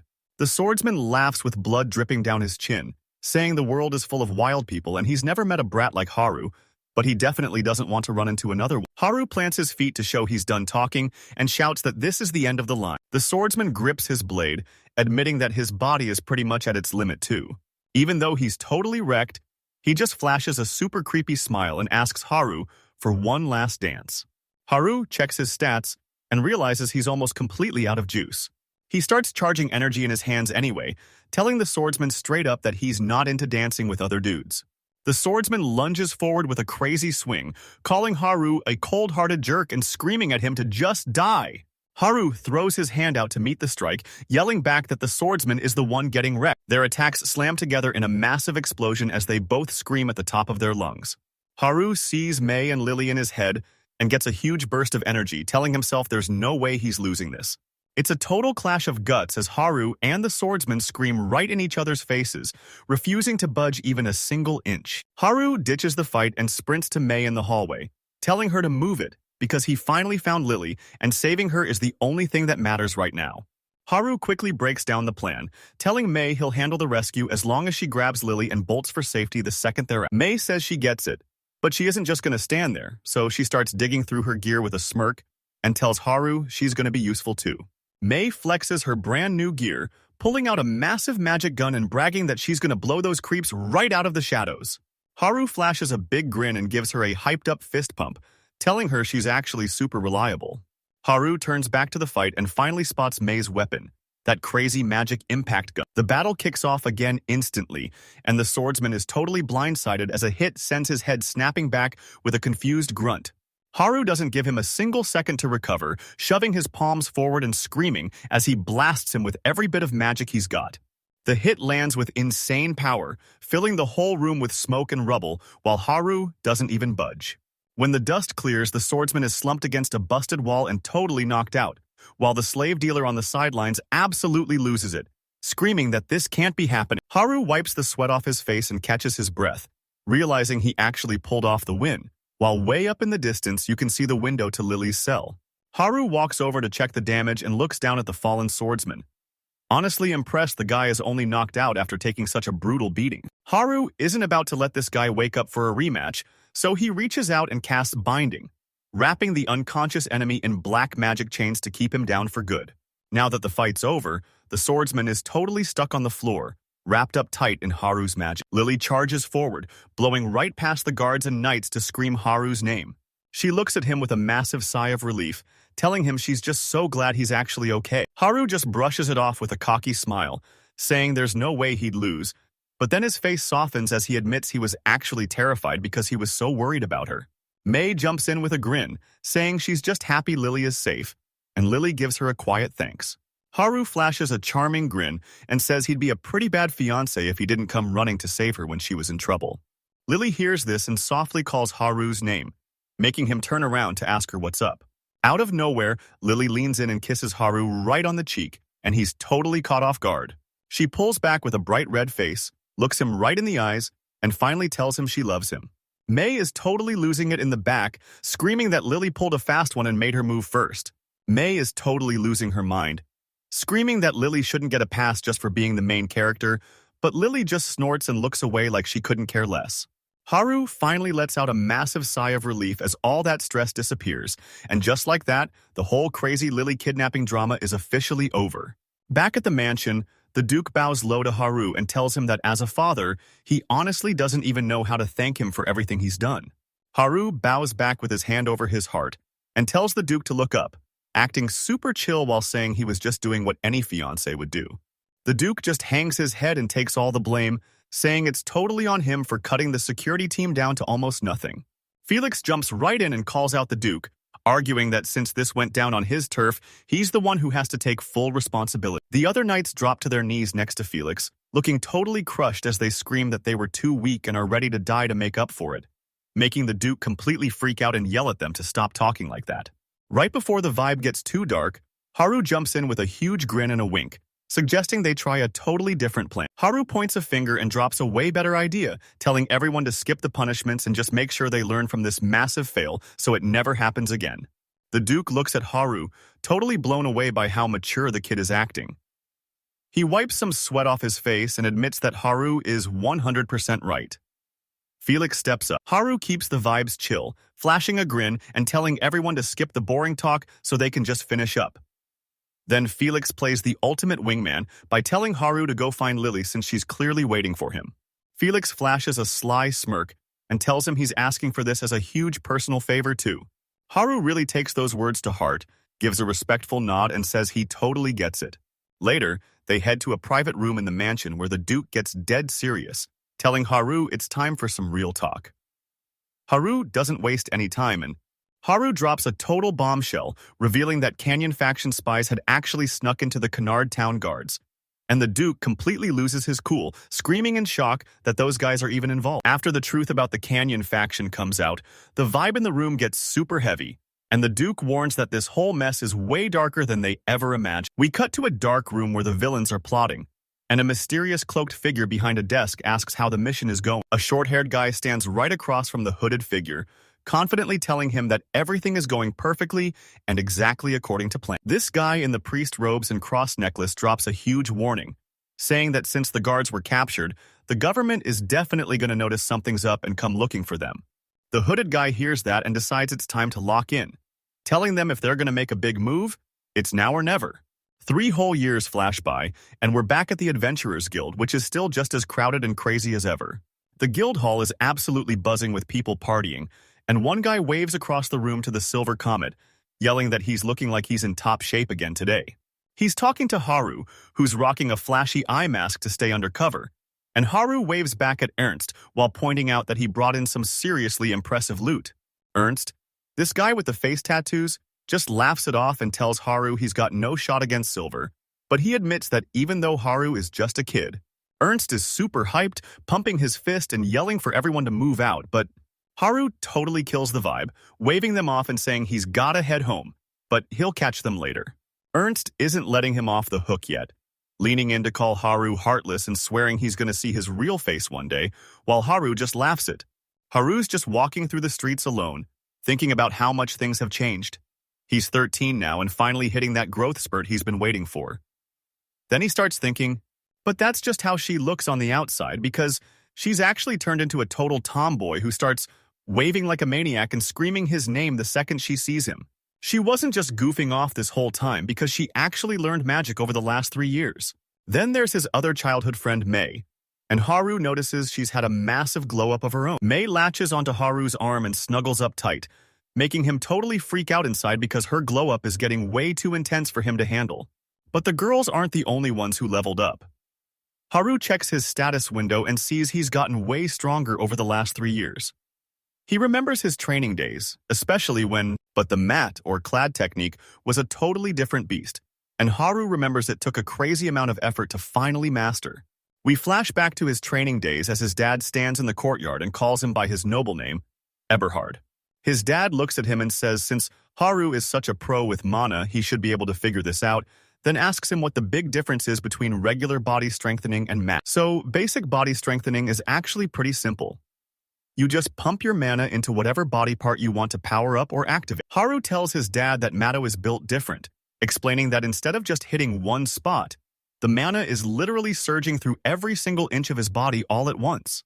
His dad gives a little smile and says Haru is actually on the right track, but then his face gets super serious as he tells him he's not quite there yet. He admits that flowing mana through your whole body isn't wrong, but there's a way bigger secret to it. Haru looks totally clueless and asks his dad how he's even supposed to pull that off. He snaps instantly, scratching his head like crazy and yelling that he honestly has no idea. Right when he's about to snap, a light bulb clicks and Haru stops because he finally has the answer. His dad sees the change in his eyes and asks if he's got a new plan, telling him to give it one more shot while the war demon cracks his knuckles and tells Haru to bring it on. Haru finally drops his answer, saying it's the pulse, or to be more exact, it's the blood. His dad nods and tells him he's spot on, explaining that the secret to the Matoi technique moving mana through the whole body is actually hidden in the blood. He breaks it all down, explaining that regular body buffs are just about focusing your mana into whatever part you want to make stronger. He admits that training like that makes you tough, but you'll eventually hit a ceiling, so the War God style flips the game with a brand new way to get strong that he's finally about to reveal. The War Demon explains how this secret move works, calling it the Blood Mana Mixture. He shows exactly how it's done with a clear mental picture.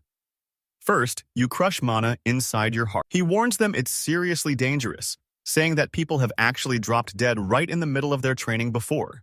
He says the pressure is so insane that some people's hearts just stop beating right then and there. Even the War Demon admits that trying to control this change is a total nightmare. But he promises. He flexes that the Fahrenheit family is only this overpowered because of the mate technique, leaving Haru totally stunned. His dad admits it's going to be a tough grind to learn, but Haru stares his dad right in the face and accepts the challenge, vowing to work harder than ever to prove he can win. And just like that, the insane training begins. We get a quick look at Haru's brutal daily life where his mom is cheering from the sidelines while he's busy fighting off giant slimes with his magic hands, and by the pias.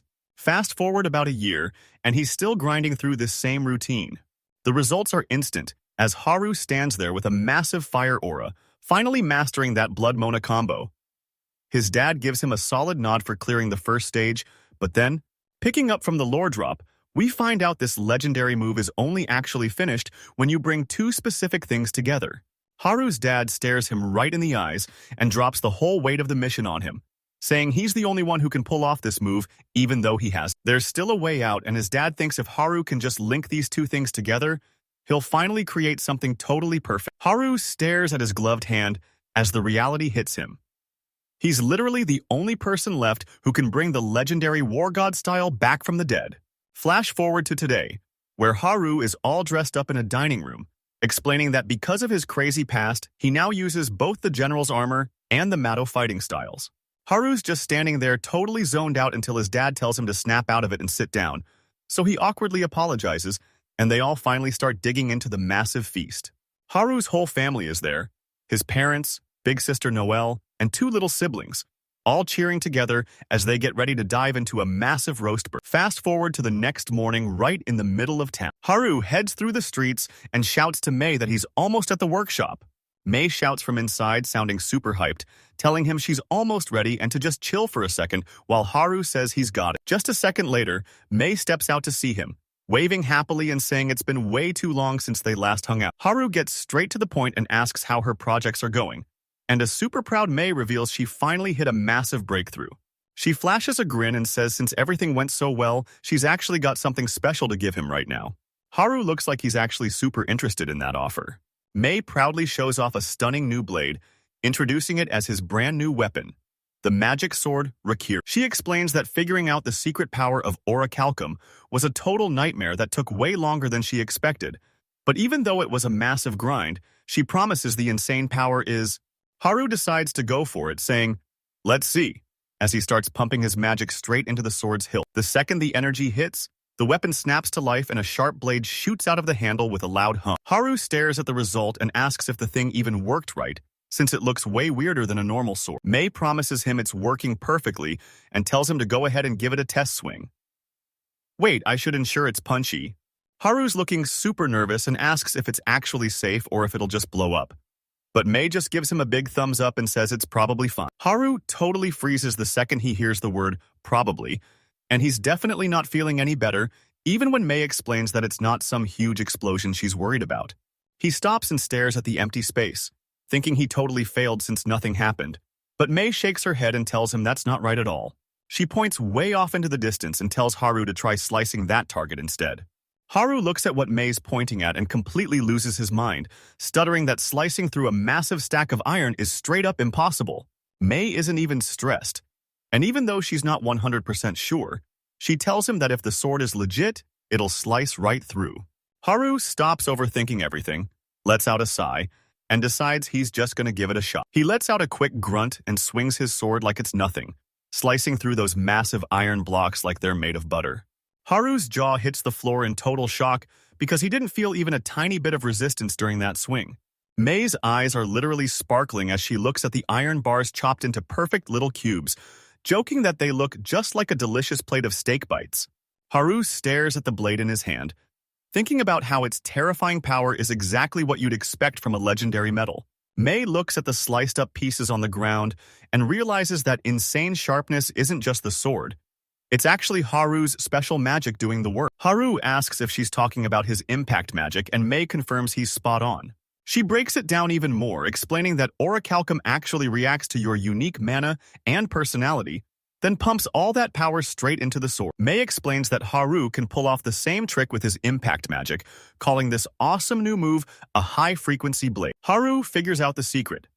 The blade vibrates at insane speeds to slice through anything, just like those cool sci-fi weapons he used to see in anime back in his old world. Haru wants to see if he's right, so he gives the sword a super fast swing. The blade slices through a stack of stone blocks like they're made of butter, and Haru stares at the perfect cut, admitting it's actually pretty insane. Mei is totally hyped because she knew he'd pull it off, and she officially names the sword Rikeri before giving it to him as a gift. Haru asks if she's seriously okay with just giving it away, but Mei brushes him off, saying she doesn't need to keep it since she got all the fun she needed just by making. Haru grins at her logic, thinking she's a total natural at this research stuff. Mei just laughs and tells him they need to get moving right now. Haru agrees, but he stops her for a second to pull out a mask and tells her to wait while he slides it on. With the mask on, he totally flips a switch in his brain, reminding himself that he's a hardcore adventurer now and definitely not the fancy noble Eberhard. Haru breaks down his secret identity, explaining that the second he puts on that silver mask, he becomes the mysterious Silver Comet. And there are actually two big reasons behind that name. First, he's named after his shiny silver Aegis armor, and second, it's because he burst onto the scene like a comet, a total rookie who came out of nowhere and shocked everyone. Haru's all fired up and tells Mei it's time to move, so she gives a big yes, and they both head out into the streets together. While they're walking through the streets, some local adventurers spot them, and a blonde guy totally loses it the second he sees that silver mask. His buddy is way more focused on Mei. She flashes a grin and asks if he's back for his usual routine today. Haru says he is, but he asks her to let him know if she's got any cool recommendations. Sally pulls out a quest sheet and says she's got the perfect job, an A-rank mission to hunt down a wyvern that's moved in right next to the magic forest village. Mei asks which wyvern parts are good for crafting, and Sally tells her that basically every single piece of that thing is useful. Sally breaks it down. The scales make armor, the blood is for alchemy, the claws and fangs turn into weapons. And they even use the bones for smithing. May's eyes totally light up when she hears everything is loot, because for a blacksmith's daughter, a monster made of pure crafting materials is basically a dream come true. Sally waves from the counter, letting them know they've got a whole month to finish the quest, so they can take it easy and stay safe out there. Haru and May wave goodbye as they head out, with Haru shouting that he's leaving and May politely chiming in that she's going too. Haru stops outside and realizes that two 13-year-olds traveling alone for a whole month is totally against the rules. But May isn't stressed at all and is just screaming about how hyped Haru wants to make sure everything is legit, so he goes to ask May's dad for permission, fully expecting the old man to give him a hard time. But nope, that's not how it goes down. The blacksmith dad just flashes a massive OK sign, saying he's totally cool with it as long as Haru is there, which, just as they're about to leave, May stops Haru and asks if they should invite Lily to come along too. Haru says he's totally down for Lily to tag along, but he's clearly sweating because he knows the Duke will never let his daughter go on a mission this dangerous. Constraint check. Just output the rewritten text directly in a single line. Does this mean one long string without new lines? Yes. Drafting the final string. Me. May's got that huge "I told you so" look on her face since everything went exactly like she said. And while Haru stares at the device and admits she was totally right, but it gets even crazier because a second later, a giant magic circle starts glowing right in front of them. Lily teleports in out of nowhere, staff in hand and looking like she's totally ready for war. The second she pops into view, she starts screaming her head off, totally mad that they even thought about leaving her out of the fun. May jumps in to chill everyone out, acting all hyped that they're finally a team, while Lily just stands there totally frozen and shocked to see May acting so relaxed. Lily's shock turns into pure jealousy as she complains about having to play nice with that thieving cat who's totally crashing their trip. She takes all that anger out on Haru, pointing her finger and yelling that if he's really her fiancé, he should have invited her before anyone else. Haru knows he can't win this argument, so he throws his hands up and agrees to everything just to make her stop screaming. The yelling finally stops, but then Lily gets all shy and melts. She tells him her dad, the Duke, totally banned sleepovers even though they're engaged, and Haru just stands there shaking his head like a nervous wreck. Haru's totally lost and asks how a long trip is even possible if she isn't allowed to stay the night. Lily drops this wild plan where she's going to teleport home every single night and then just fly back to camp in the morning using her magic. Haru says he's down for the plan, but then it finally clicks and he realizes exactly what he just signed up for. May realizes it right then. If Lily heads home every night, she's going to be stuck all alone with Haru and the knights. The squad hits the road and starts their long trek, hiking through endless fields and thick forests as they cross the countryside. It doesn't take long for Haru to start feeling the burn. And Lily is totally over it, letting out a huge sigh and asking if there's anything they can do to kill the boredom. Haru spots his opening and shoots May a look, making sure no one's watching before whispering that it's time to bring that out. And May totally gets it, immediately giving him the green light. Lily is totally done with their secrets, so she puffs her cheeks and demands they stop acting so mysterious and just tell her what's going on already. May just stands there with a super smug look, basically beaming with pride as she gets ready to drop the big surprise. Suddenly, May reveals their secret weapon, the buffalo, a legendary carriage built to blast through the great wilderness. Haru is totally losing his mind, punching the air and yelling that the buffalo is finally here, while Lily just stands there frozen, staring at the giant machine and asking what the heck she's even looking at. Haru breaks it down and explains that this carriage moves all on its own, so they don't even need horses to pull it. Lily's mind is totally blown as she stammers about a carriage with no horses, but May just brushes off the shock and tells her to hop in and give it a shot. Haru doesn't even wait for a reply. He just flashes a huge grin and shouts that he's going in first. He wastes no time scrambling up the ladder, and seeing him go, Lily finally snaps out of it and sprints forward, yelling that she's coming too. Once they're inside, Lily's still not convinced this thing even works, but Haru promises her it's the real deal and can actually hit a solid 50 kilometers an hour. Haru checks out the stats as they talk about what this ride can do, and May tells him the machine can hit a top speed of about 70 kilometers an hour. She's done talking and tells them to just take it for a spin to see what this thing can really do. May grins ear to ear and yells for everyone to move out as they finally kick off their journey. Haru hops inside and is totally blown away by how smooth the ride is, grinning ear to ear because it's actually super comfy. Lily leans out the window to tell May she's actually incredible, and May totally loses it, screaming with joy because she finally got a compliment. May points out the fridge built right into the carriage and tells everyone to grab whatever drinks they want. They don't waste a single second and pop that bottle open right away. The whole ride turns into a massive party as Haru waves a bottle around, Lily grabs a drink, and even Mei joins the hype while she's behind the wheel. This trip isn't just for the views because when things get crazy, Haru dives off the moving ride and slices through a monster with one perfect sword strike. By the time night hits, the fun is totally over, and Lily stands there wiping sweat off her face with a bloody cleaver, admitting she's never had to butcher this many monsters at once. Mei takes one look at Lily covered in blood and tells her straight up that having a messy duke's daughter around is honestly pretty gross. Lily totally snaps, screaming, "What did you just say?" before calling Mei a big-chested vixen. Mei isn't backing down at all, snapping back that Lily sure has a big mouth for someone with such a flat chest. The whole fight turns into total chaos as the girls start screaming about super personal stuff and refuse to forgive each other, while Haru just stands there looking awkward trying to play peacemaker. Haru sees things getting out of hand and steps in to fix the vibe, smiling as he tells Lily he likes her exactly the way she is. It works instantly, and Lily totally melts, blushing like crazy while asking if he's for real. So Haru just grabs her shoulders and asks why he'd ever lie to her about something like that. That's all Lily needed to hear, so she closes her eyes with a satisfied smile and says she's letting everything go. Mei is just standing there looking super salty because Haru flirted his way out of the fight and she isn't buying it at all. Lily gives a smug little snort and just walks off, leaving Mei totally floored by how fast her vibe just flipped. Now that Lily's gone, reality finally hits Mei and she totally loses it, letting out a massive scream of pure terror. Her face is glowing red and she's breathing super fast, totally stunned by what just went down. So Haru decides to snap her out of it by poking her cheeks, making Mei let dead. She snaps out of it instantly and starts screaming her head off about what a total moron Haru is. Haru slams his hands together and begs for mercy, telling her to stop being so mad and swearing it was all a total accident. Mei is totally over it, so she sits on the bed with her back turned and lets out a massive, annoyed Haru looks at her back and finally realizes what's up, asking her straight up if she's mad because he told Lily he liked her. Mei flinches and snaps her head away, stuttering that she has no idea what he's even talking about. Haru finally stops being weird and gets totally real, looking down as he admits that she's actually super important to him too. Mei stops dead in her tracks, freezing up and whispering his name while Haru watches her reaction super close. Haru's words really hit Mei deep, so she screams that she loves him too and tackles him into a hug so tight he literally starts choking.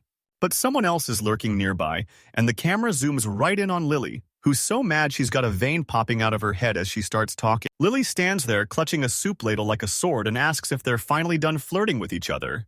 Haru knows he's totally busted, so he tries to dodge the awkwardness by shouting about how amazing Lily's food looks while making a quick exit. Lily isn't letting him slide that easy, calling him out because she saw everything, but then she plays the legal wife card and says she'll be nice enough to let it go just this once. To prove she's for real, she leans in and kisses him right on the cheek while Mei watches in total shock. Mei totally snaps and starts screaming while swinging a soup ladle like a maniac, making Haru freak out because she's splashing boiling soup everywhere. Once things finally chill out, we see the trio just hanging out at a table outside, grabbing a quiet meal together. Once they finish eating, Mei shows off the inside of their ride, and Haru is totally hyped when Mei brags that this top-tier buffalo model has seats that fold right down into a bed. Lily checks out the setup and says it looks awesome, but then her face drops as she mentions she has to head home. Lily steps onto a glowing magic circle to head home, waving a final goodnight to Haru and Mei just as the magic kicks in. Lily gives a happy wave and promises she'll be back to join them first thing tomorrow morning. Mei waves back and tells Lily a goodnight, and Haru says his goodbyes too. Now that Lily's out of the picture, Mei gives Haru a chill smile and asks if they should finally get some sleep. Haru completely loses it, pointing his finger and screaming for her to wait because there's no way she's going to bed without taking a bath first. Mei is totally lost by his reaction and has to remind him that this buffalo is just a ride, so obviously it doesn't have a bathtub inside. Haru's not backing down, yelling that if there isn't a way, they'll just build one themselves, and he immediately asks Mei if she can use water magic. Mei jumps back and shouts that there's no way, explaining she only uses earth magic and can't just make water appear out of nowhere. Haru isn't giving up on his bath, so he tells everyone to just boil the drinking water from the car since they have plenty to spare. Mei's down with the water plan, but she points out she'll have to craft a tub with her earth magic first, then asks Haru how they're actually going to find. Haru isn't even sweating it, claiming he'll take care of the firewood alone before snapping into a battle stance and unleashing the Northern General War God-style back technique. He charges up his magic to trigger his internal armor mode, wrapping his hand in a massive burst of energy with a... He fires off his move in one quick strike, slicing through the wood like it's a sharp blade. A huge pile of chopped wood slams down with a heavy thud, and just like that, the firewood supply is totally full. Mei stares at the screen in total shock, and she can't even find the words to describe how insane his passion really is. Haru clenches his fist and yells that he's never, ever gonna back down when it comes to his bath. A bit later, Haru finally gets his wish and chills in a DIY tub under the moonlight, saying the hot water is exactly what he needed to feel brand new. But his chill time is totally ruined when he hears something rustling in the bushes, and as he looks over, a mysterious shadow starts walking through the steam. Mei is all set for a bath, and Haru is absolutely losing it, stuttering her name in a total panic because he thinks she's actually jumping in with him. Mei doesn't even hesitate as she hops right into the bath with him, acting totally chill like she's just walking into a regular room. Her entrance is a total fail when she slips on the wet floor and lets out a loud yelp. She yelps in pain and starts saying sorry to Haru right away for her super awkward entrance.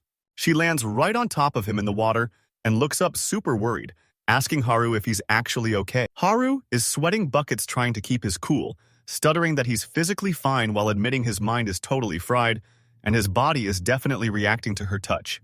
The vibe in the tub gets super awkward as they both just sit there in the moonlight. Mei finally breaks the silence with a nervous laugh, turning bright red as she admits that even she thinks this whole situation is super embarrassing now. Fast forward to the next morning and things have totally spiraled, with Haru looking like a literal zombie as he stares at the ceiling, completely exhausted because Mei spent the whole night glued to him. Just when his heart couldn't take anymore, Mei shifts in her sleep and snuggles even closer, making Haru totally freak out all over again. The romantic vibe is totally killed when Lily barges in, clanging a ladle against a pan and screaming at them to stop oversleeping and get down for breakfast right now. Lily is totally done with Haru being a sleepyhead, so she tells him to stop groaning like a zombie and blasts him with a freezing ice water spell before he even knows what hit him. Haru gets blasted by ice-cold water and screams his head off as the shock wakes him up instantly. Lily just flashes a huge smile and says breakfast is ready, acting like she didn't just waterboard him a second ago. Haru hops out of the carriage at the campsite to say good morning to Lily, and Mei is right there being super polite with her own greeting. Mei looks totally refreshed and beams as she talks about how that fluffy bed gave her the best sleep ever. Haru looks like a total zombie with huge bags under his eyes, and he's death-staring Mei because she's the exact reason he pulled an all-nighter. Lily sets the plate down and tells them that today's meal is sautéed orc meat served with Caesar salad sandwiches. She even serves up some orc bone soup, and Haru is totally blown away because this breakfast is way too fancy for camping, looking more like a feast for a noble. Lily gives him a total deadpan look, asking how the heir of a massive noble house can say something so ridiculous. The food is finally ready, so Mei, Haru, and Lily put their hands together to thank nature before they start chowing down. Haru takes one bite of his sandwich and totally loses it, yelling about how good the food is, while Mei just relaxes and sips her drink with a huge smile. Lily turns bright red and hides her face, begging Haru to stop teasing her, but Mei quickly changes the subject to their schedule, noting they'll hit the village right after lunch if they stay on. Haru looks totally wiped out and tells the squad he barely slept, so he's putting his sonar magic on autopilot just so he can finally pass out for a bit. He grabs a paper with a magic circle on it, slaps it onto the carriage wall, and tells the others to let him get some sleep. Haru messes with the runes on the magic circle, tweaking the spell to blast an alarm straight into his brain if it catches anyone nearby while he's passed out. He tweaks the alarm to only go off for B-rank monsters or higher, so he doesn't wake up for weaklings.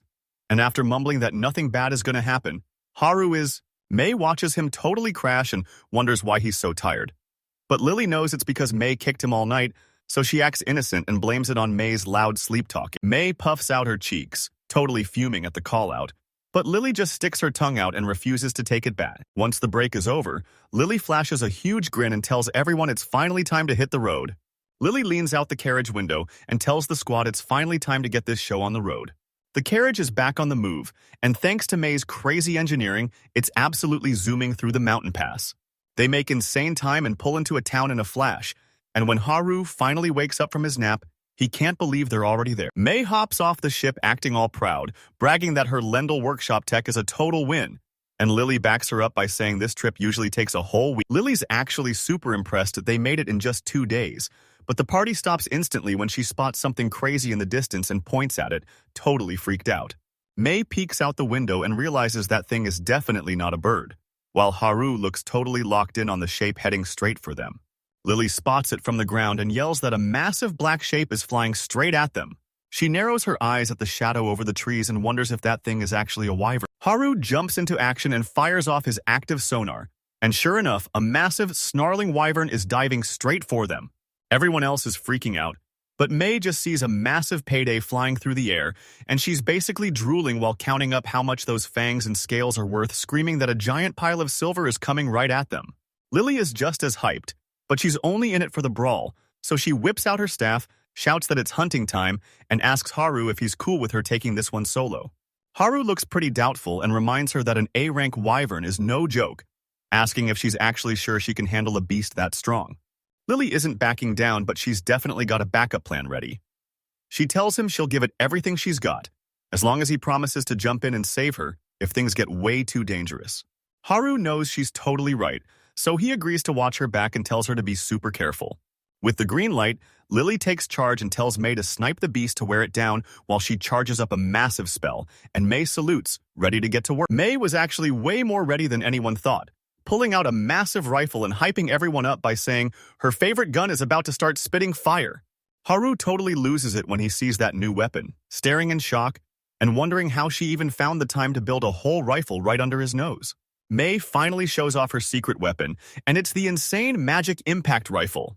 She totally geeks out over the stats, explaining that this beast hits way harder and reaches much further than her usual pistols.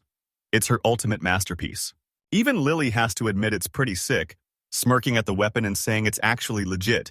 But Mei isn't done flexing yet as she hypes up the insane fire rate and gets ready to show it off. She stops talking, locks onto the wyvern flying in the distance, and gets straight to work. She fires a perfect shot that slams right into the wyvern midair, making the monster let out a massive scream of pain. Mei isn't slowing down for a second, firing off shot after shot to keep the non-stop attack going. She's landing every single shot, tearing into that monster exactly like she was told to. Mei keeps the beast busy while Lily starts her epic magic chant, calling out to the spirits of freezing silver ice. Magic swirls all around her as she turns the ice into see-through spears and blasts them right through her enemy. Lily finishes her chant and lets loose an icicle lance, with magic circles glowing everywhere as a massive jagged ice spear forms right above her. The attack slams right into the wyvern mid-flight, and the beast lets out one last gross roar as it gets knocked straight out of the sky. Lily's cheering because she finally took it down, and Mei joins in on the hype. While Haru just stands there all sweaty and totally shocked, they actually pulled it off so perfectly. Haru gives them props instantly, telling them that taking out an A-rank wyvern is just straight up insane. The girls just stare back with totally blank faces, and Lily actually asks if it's even that big of a deal. Haru has to break it down for them, explaining that this is so crazy it's like getting recruited by a top-tier pro party right off the bat. The girls trade a look and start grinning, finally realizing they're actually way stronger than they thought. The squad finally makes it to the spot, and a voice calls out to thank them for making the long trip. The village chief shows up and asks if they really took down a wyvern, and even though he says he trusts them, his face says he's totally suspicious, so he leans in and Haru doesn't waste a second and tells the chief it's a deal. But since the room is way too small for their gear, they've got to head outside. They head out to the streets and a massive crowd starts to gather, so the chief tells everyone to clear a big space for the show. As soon as the coast is clear, the chief gives the green light, so Haru signals the blonde noble girl, and Lily jumps into action right away. Lily throws her arms wide and empties her magic storage, making a massive beat-up A-rank wyvern drop out of nowhere and smash into the ground. The crowd loses their minds instantly, with one guy screaming that it's the real deal, while Mei just smirks as everyone realizes they're looking at a legit wyvern. The villagers crowd around the body, and one guy totally loses it when he sees the massive hole blasted straight through the monster's stomach. Everyone's eyes snap to the masked guy as someone yells, asking if he's the one who actually wrecked that monster, which totally catches Haru off guard. The chief bows low and apologizes for doubting them, admitting that this is exactly the kind of insane skill he expects from a real S-rank adventurer. That title drops like a total bombshell, and the second the chief says S-rank, everyone nearby loses their minds staring at Haru in complete shock. Haru shuts down the praise immediately and tells the chief he didn't take down the beast. It was actually the girls. The village chief is totally stunned, asking if he's actually talking about these kids, while Haru points to May and Lily, who are just standing there with sweet smiles, looking nothing like. Haru jumps right into the intros, starting with the blonde girl Lily, then moves down the line to introduce the redhead as May. Haru's grinning under his mask as he tells the chief that these girls are his squad and he's seriously proud of them. The village chief is totally speechless and sweating buckets, trying to wrap his head around the fact that these young girls just took down a massive A-rank monster. Once the chief snaps out of it, he decides the win is all that matters and insists they stay the night as a huge thank you for taking down the village's worst enemy. The crew accepts the invite, so Haru tells the chief they're down, while Lily and Mai add their thanks as they all head to his house. Once they're inside, the vibe is super cozy, as an old lady brings out a massive feast and tells them to go wild, so the trio starts stuffing their faces. But then, Haru's not about to chill yet, so he tells the squad to gear up for a wild contest to see who can hunt the most wyverns. Lily is totally down for Haru's challenge, clenching her fist and shouting that she's all in. May is just as hyped and immediately shouts that she's totally down to join the contest. Later that night, the squad is finally in the air with May at the controls, and she notices it's pitch black outside as she flies. The woods below feel super eerie, and as Lily stares into the shadows, she says the whole place is giving her major bad vibes. Haru shuts his eyes to focus, and boom, his magic radar picks up a signal right inside his search zone. He spots the target and tells May there's an enemy shadow 2 kilometers ahead, ordering her to take them out so they can land, and she's on it immediately. Just as they're getting ready to fight, Lily realizes what's going down and shouts that the wyvern is finally here. The crew lands in the forest, and Lily notices it's way too quiet, but Haru explains that the animals probably sensed the wyvern and bolted. He locks in and warns the girls that the enemy is right on top of them. Lily grips her staff, turns to Haru, and asks if she and May can handle this fight on their own. Haru gives them the go-ahead but warns that if more than 2 enemies show up, he's jumping in to help. May is totally down with the plan and cheers from the side. Suddenly, the wyvern spots them too, letting out a massive roar as it flies right over their heads. May isn't scared one bit as she hauls up her massive magic rifle, takes aim, and tells the beast it's about to get blasted. She pulls the trigger and blasts a hole right through the wyvern's wing, making the beast scream in pain as the impact sends it spinning out of control. May glues her eye to the scope, screaming for the monster to just go down already. That shot worked like a charm, and now the wyvern is spiraling toward the dirt while Lily screams that the beast is totally losing control. Haru is sweating bullets as he watches, muttering that wyvern scales are supposed to be super tough, and he's totally freaked out that May's gun just shredded them like paper. The beast is finally down, and May is already hyped for the loot, shouting that they're going to get some seriously awesome materials from it. Haru stares at the massive beast on the ground, totally blown away that May took it down all by herself. Lily just stands there with her staff, joking that she didn't even get a... Haru suddenly stops with a confused look and lets out a weird hum, so May catches it instantly and asks him what's wrong. Haru brings up a huge problem, looking at the wyvern and pointing out that there's no way something that massive is actually light enough to fly. May stops to think for a second.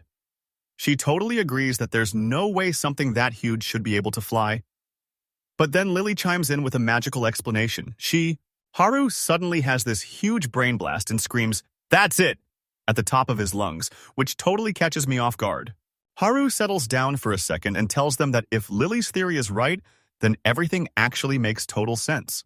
He breaks down the secret, saying that even if something is super heavy, you just need to blast it with enough wind power to overcome its weight. Haru's eyes go sharp, and he totally locks in once he realizes exactly what this means for him.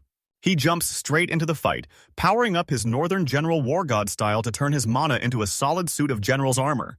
But he switches things up, ditching the full suit for a move called White Silver Armor that focuses all that power right onto his back. Haru shuts his eyes and focuses hard, imagining a pair of glowing mana wings bursting right out of his back. He mashes that mental image together with his own special magic. The whole idea is actually super simple. He just uses his wings to blast out constant shockwaves so he can zoom forward like... He calls the move Hyoku, and just like that, his feet start floating right off the ground. The experiment is a total win, and now Haru is actually floating with massive dark mana wings sprouting from his back to keep him in the air. Lily and May just gawk at him with their brains totally fried, both making confused noises because they literally can't wrap their heads around what's happened. Haru stares at his hands, sweating buckets from the focus, but he's grinning because he knows he actually made it happen. The shock finally fades and total panic kicks in as Lily loses her mind screaming that he actually flew, while Mei yells right next to her, freaking out that he's really up in the air. Haru doesn't waste a second talking and just rockets into the sky with his arms wide open, screaming that he's a brand new kind of human racing through the clouds. He jumps right into testing his new gear on a swarm of wyverns, charging straight into the pack and screaming for them to die while the monsters roar right back at him. He uses all that flying speed to zip past a dragon, slicing right through it in a total blur. He's not done yet, and Haru suddenly spins like a tornado, turning his mana wings into sharp blades that shred the whole flock while they scream. After the total slaughter, he touches down while casually hauling a giant dragon over his shoulder like it weighs absolutely nothing. He jogs back to the squad with a massive grin, bragging about the huge haul he scored, while Lily just stands there looking totally done with his risky stunt. Lily looks totally wiped out after watching that brutal sky fight, and she tells Haru she saw the whole thing. But it was so reckless she's honestly just over it at this point. Mei is totally loving this, cheering that he had the perfect momentum to knock those flying wyverns right out of the sky. Lily isn't taking any chances, so she asks Haru if he's 100% sure every last monster is actually gone. Haru does one last check and tells her he pushed his detection to the absolute max, confirming that there's totally nobody nearby. The squad heads back to the village, and the chief is straight up losing it because he can't believe they finished the mission so fast. Back at the office, the chief hands over the official completion certificate, and Haru politely takes it for the team. As they head out, the whole village shows up to say goodbye, with the chief and his wife waving and telling them they're welcome back anytime. It's time to pack it up, so Haru asks Lily to handle the trip back. Lily's all for it, telling him to leave everything to her as she steps onto. Haru gives the thumbs up, and Mei jumps in saying she's totally ready to roll. The squad finally makes it to the spot, their boots hitting the glowing patterns of the teleport circle. Man, this trip really wrecked them. Haru is looking straight up green and says he'll never get used to this teleportation stuff, while Mei is struggling too with literal. Finally made it to Hateberg. Let's make it even simpler. The squad hops into a magic car for the last part of the trip, and Mei is... Haru leans against the window with a chill smile, watching the world fly by. He thinks to himself that it finally feels like they're actually back home. They pull up to the house. Haru hands the girls 2 more masks and asks them to wear them for now, but they're totally not feeling it. Lily wonders why they even need them, and Mei just stares at Wad. Haru breaks it down for Mei, reminding her that the Allendale workshop isn't just some tiny shop anymore.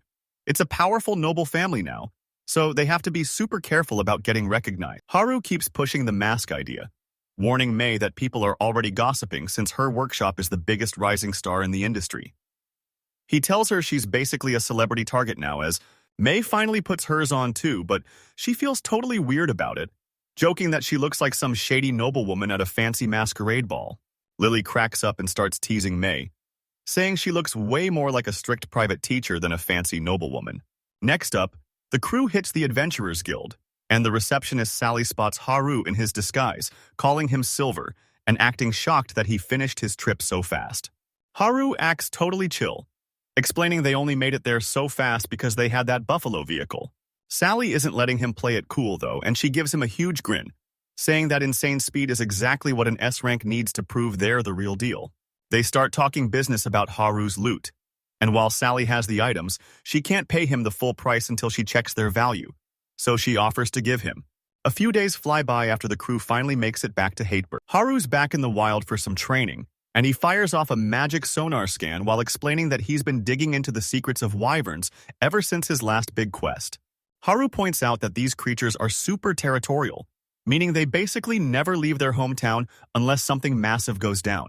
They wouldn't just move like that for no reason, so Haru narrows it down to 3 big theories, starting with their food source totally vanishing. But there's more. That makes 0 sense because these wyverns are from the Demon Forest, and Haru says that place is basically an all-you-can-eat buffet, so there's no way they're starved. Or maybe something way tougher scared them off, but Haru's not sold on that one either.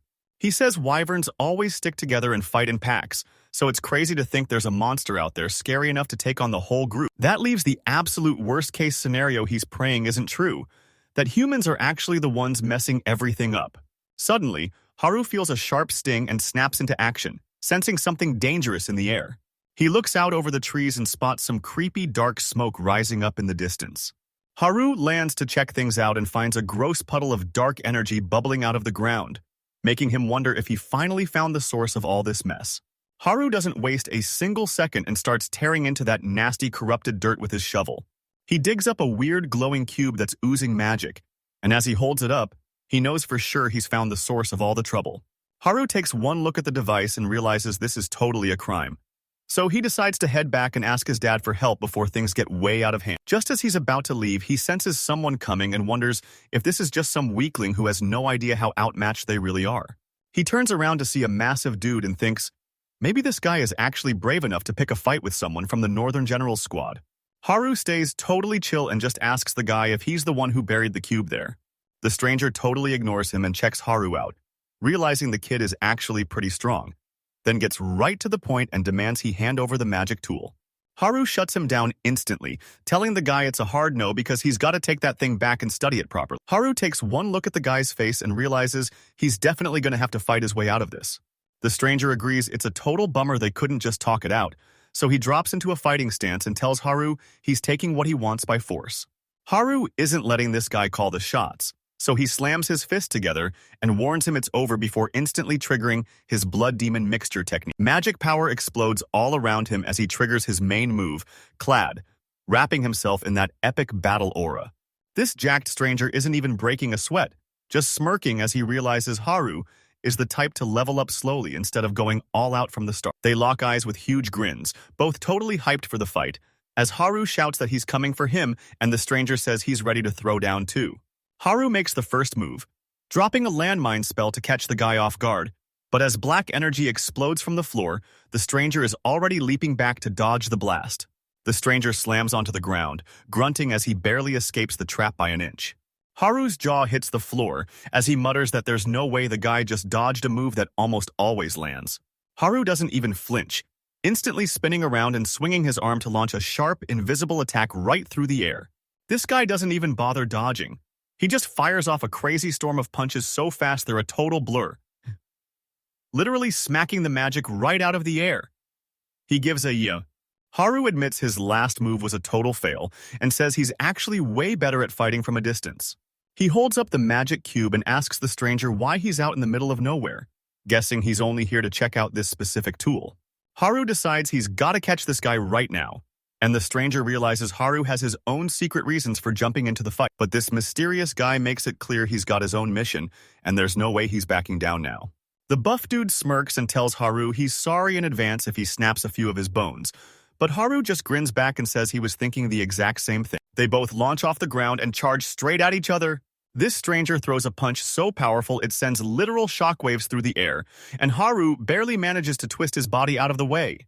The punch hits thin air, but still triggers a massive explosion that nearly sends Haru flying, and he realizes instantly that even a tiny graze would blow his body to pieces. Haru knows he can't risk getting hit like that again, so he reaches down and pulls out his sword. This buff stranger stares at Haru's blade and realizes things are getting way too violent. Haru's not putting up with that trash talk, telling the guy it's crazy to complain about weapons when his own body is basically a one-shot cheat code, so he immediately jumps into white energy bursts around him like a wild flame as he activates his new mode, yelling, "Silver Armor Aegis," while the magic swirls over his body. This stranger watches the whole show and talks about how weird Haru's powers are, but then he stops, rubs his chin, and looks like he just figured out a huge secret. Haru doesn't even give him a second to breathe as he dives straight out of the sky, screaming at the top of his lungs that he's going to wipe out this evil right now. The stranger totally loses his cool, flailing his arms and screaming for Haru to wait when he realizes the kid isn't slowing down. The guy is sweating bullets and screaming for Haru to wait, yelling that this whole thing is just a huge misunderstanding. Haru isn't falling for it, screaming that he knows exactly what's up and calling the guy a total traitor, but the stranger yells right back that the traitor part is the only thing he's got wrong. The stranger suddenly asks if Haru is the silver comet, and Haru freezes his blade right before it hits, staring back in total shock. The buff stranger wipes his face after that crazy close call and says there's no doubt about it. Haru is definitely the silver comet, while Haru lands and powers down now that the fight is finally over. Haru just stands there totally chill and asks the guy how he figured out who he really was. The guy gives him a look like he's being totally clueless and explains that his silver armor is basically legendary. Then he scratches his head and drops a massive truth bomb. He knows Haru. Haru flashes his family crest to prove it, admitting the stranger is totally right. With things finally chilled out, the guy explains he's not an enemy. He's actually an ally. He reveals he was sent on a mission by the Emperor, the Prime Minister. Haru finally puts the pieces together and realizes they both just thought the other guy was the suspect. The stranger nods and says that's exactly how this whole mess went down. Haru lets out a massive, exhausted sigh, complaining that trying to kill each other over a total mistake is definitely not a joke. The jacked stranger just lets out a big laugh and tells Haru that since they cleared the air without anyone getting hurt, it's all good. The guy straight up admits that the fight actually caught him way off guard. He crosses his arms and admits that even though Haru is just a kid, he actually held his own, and he's definitely seen those moves somewhere before. Everything finally clicks now that he knows Haru is Carl Hintz's kid, so he asks if Haru has ever actually thrown hands with his old man. A flashback shows the stranger and Haru's dad, Carl, sparring as kids, and he reveals they were actually old training partners back in the day. Haru just stares at him with a totally blank face, realizing he has no clue who this dude even is, so he starts to ask for a name but just trails off. The guy introduces himself as Jet Braveheart with total confidence, but Haru immediately calls him out for using a fake stage name, and Jet just laughs and admits it's totally made up. Haru just decides to roll with it and asks Jet what the move is from here. Jet says he's heading back to Hateberg to find Carl Haynes, Haru's dad, and fill him in on all the crazy stuff that just went down. Jet just grins and scratches his head, saying he's definitely adding the part where he and Haru fought over a total misunderstanding to his report. Jet says he gets the vibe and says peace out, but not before dumping all the chores on Haru by making him deliver that magic tool and a super important report for the Emperor to his dad. Jet doesn't waste a single second, kicking his speed into high gear and blasting into the forest while yelling that he's going on ahead. Back at the mansion, Haru tells his dad Carl that he really did meet Jet, and apparently, the guy is on a massive mission for the Emperor and the Prime Minister. Carl Haynes looks totally stunned, saying it's super rare for Jet to blow his cover like that, and he asks Haru what exactly went down to cause all this. Haru looks super awkward while scratching his cheek, admitting that he and Jet actually got into a massive brawl where they basically tried to kill each other. Carl Haynes totally flips out and starts yelling, so Haru has to explain the whole messy misunderstanding while his dad just stands there sweating bullets. Haru gets right back to it and hands over the box they found, telling his dad it's the magic tool, so Carl takes it and says he'll have it checked out immediately. Once the report is finally finished, Carl Haynes tells Haru he's got someone he wants him to meet. Carl introduces the guest as Lieutenant General Jet Braveheart, an old war buddy from the Imperial Army. Jet jumps in to explain that he's now the commander of the Special Magic Division. Haru points out it's only been 1 day since he ran back from the Magic Forest, meaning there's no way Jet should have been able to beat him here. Jet just laughs it off, explaining he actually got there early this morning, but he was so wiped out that he took a bath and a nap and totally crashed. Haru completely ignores the speed talk and zeroes in on the real news, asking Jet if he's talking about that specific magic division. Jet confirms it right away, and it's the exact same thing Haru is thinking of. Haru stares at him in total shock, realizing that Jet is actually a massive deal. Jet just grins and says he thinks the whole thing is pretty weird himself. Check out the Special Magic Division, officially called the Special Magic Corps, which is one of the 3 biggest powerhouses in the entire Imperial Army. Jet starts flexing about how legendary his squad is, telling Haru that literally everyone in the Empire knows their name. And since their reputation is huge even in other countries, they're basically the... Haru switches things up and gets straight to the point. He brings up yesterday's big fight over that magic tool and asks Jet if he's hiding any more info. Jet totally gets why. Haru takes a second to think and realizes those monsters were definitely controlled by ancient magic tech, unless they're using some kind of beast contract. Jet admits Haru totally nailed it, but there's a catch. But then Jet drops a total bombshell, revealing that besides ancient tech and contracts, there's actually one more secret way to control monsters. Haru stops dead in his tracks and asks, "Wait, what's this other way you're talking about?" Jet stares him right in the eyes and tells him straight up that it's a move used by the Magan. Haru is totally thrown off and stammers that he thought the Magan were extinct, but Jet explains it's not that simple since this attack is a perfect match for one from 16 years ago. Haru is totally shook by the news and can't even find the words to speak. Jet keeps explaining that he really did head over to Hateberg just to drop off a report for Carl Haynes. He's actually got another plan, so he looks right at Haru and asks Eberhard if he's down to join the Special Magic Squad. Haru just stands there staring, totally blindsided by this random offer to join the squad. Fast forward a bit, and thanks to that talk, Haru is officially joining the Special Magic Division. Haru mentions that his mom was low-key stressing about the whole situation at first. We jump into a flashback where Haru sits his mom down to explain the situation, and even though he's worried, she's actually super hyped.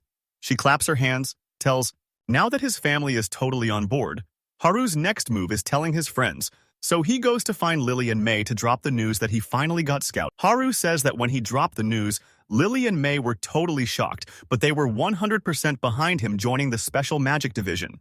Finally, the big day arrives and it's time for him to head out. The whole family shows up to see him off. May is waving like crazy wishing him luck, while Lily gives. His siblings are making a total scene.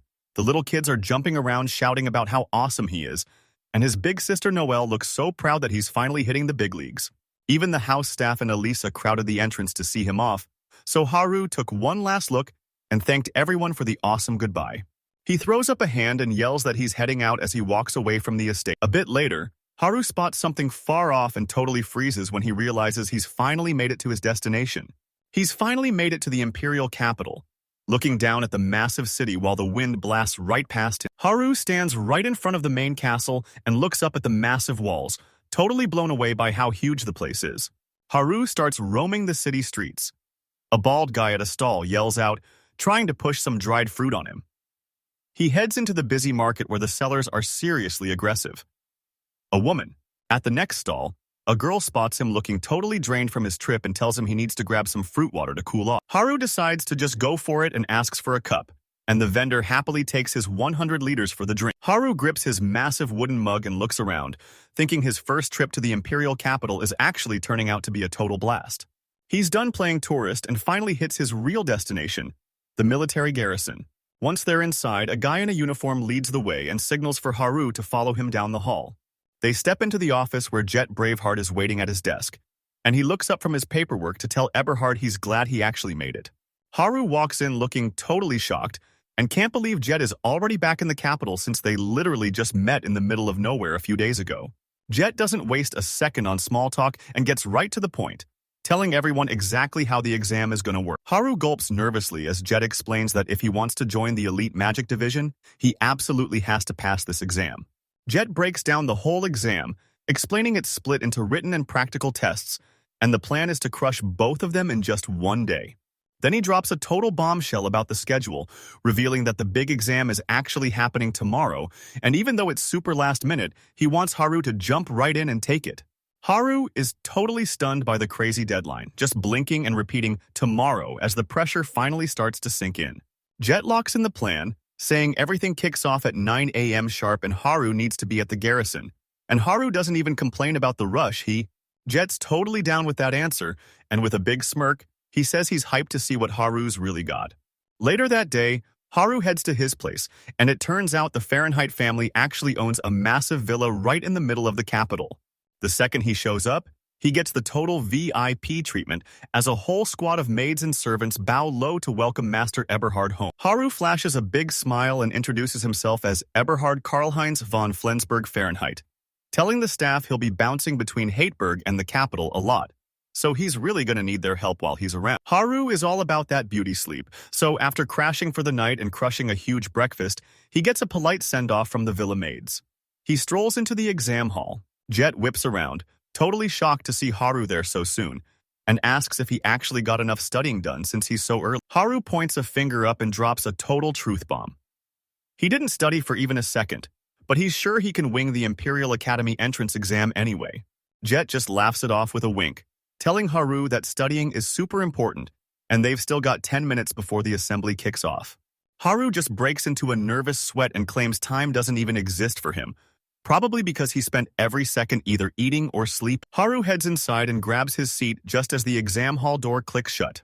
Forget the last-minute studying. He just face plants right onto his desk and is instantly out cold. A little while later, Jet speaks up and tells all the kids to listen up. He holds up a paper and shouts that time's up, kicking off the written exam and going over the rules one last time just to be sure.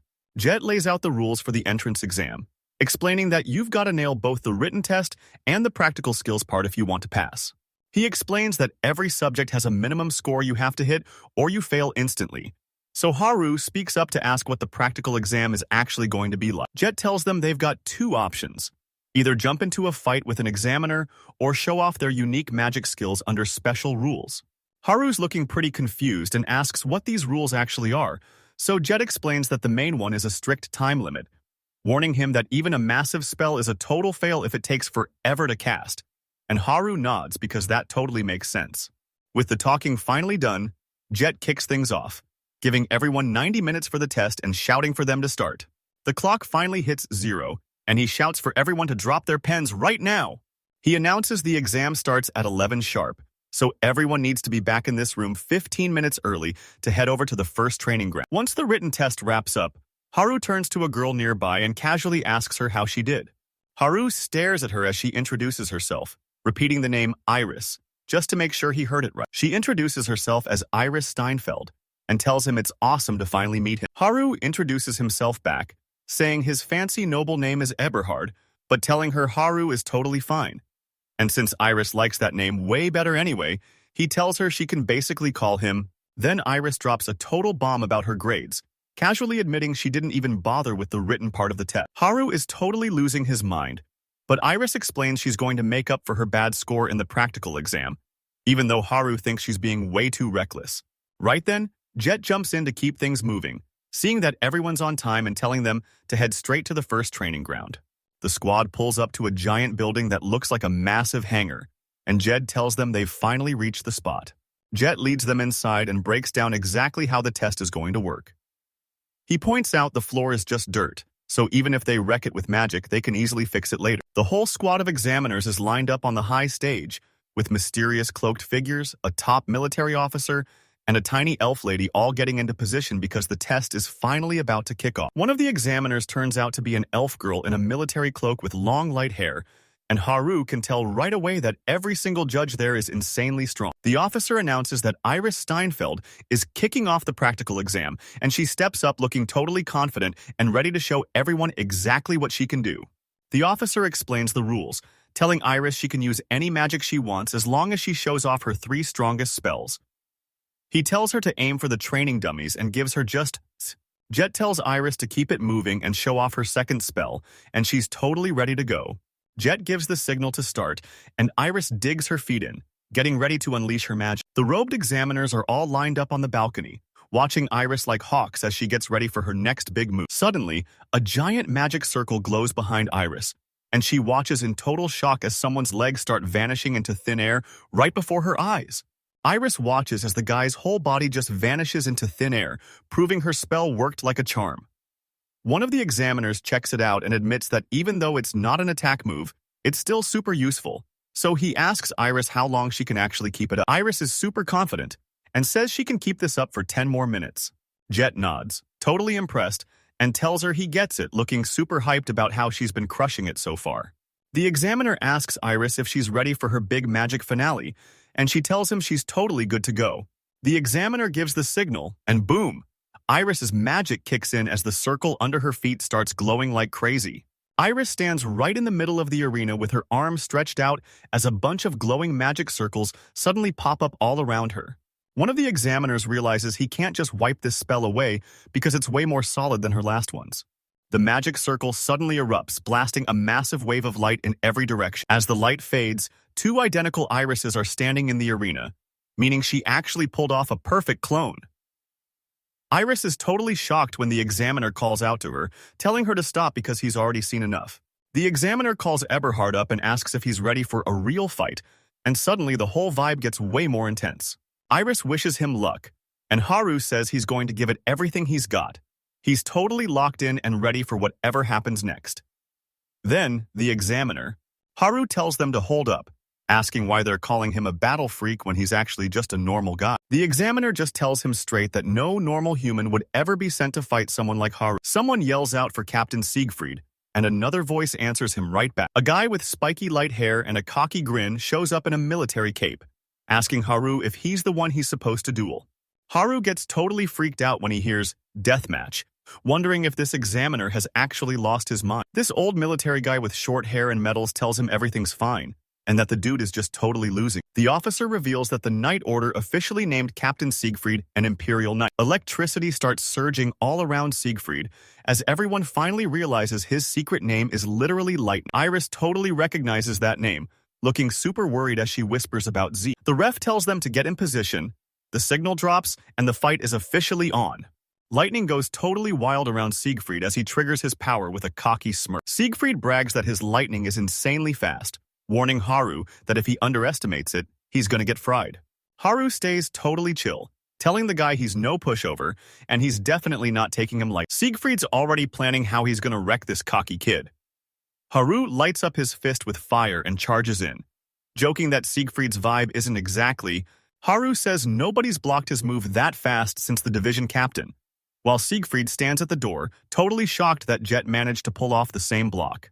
Siegfried realizes Jet can instantly boost his strength, which is exactly how a power fighter like him managed to block Captain Jeffriel's lightning-fast strike. It's the same deal here, so Haru just smirks and activates his magic.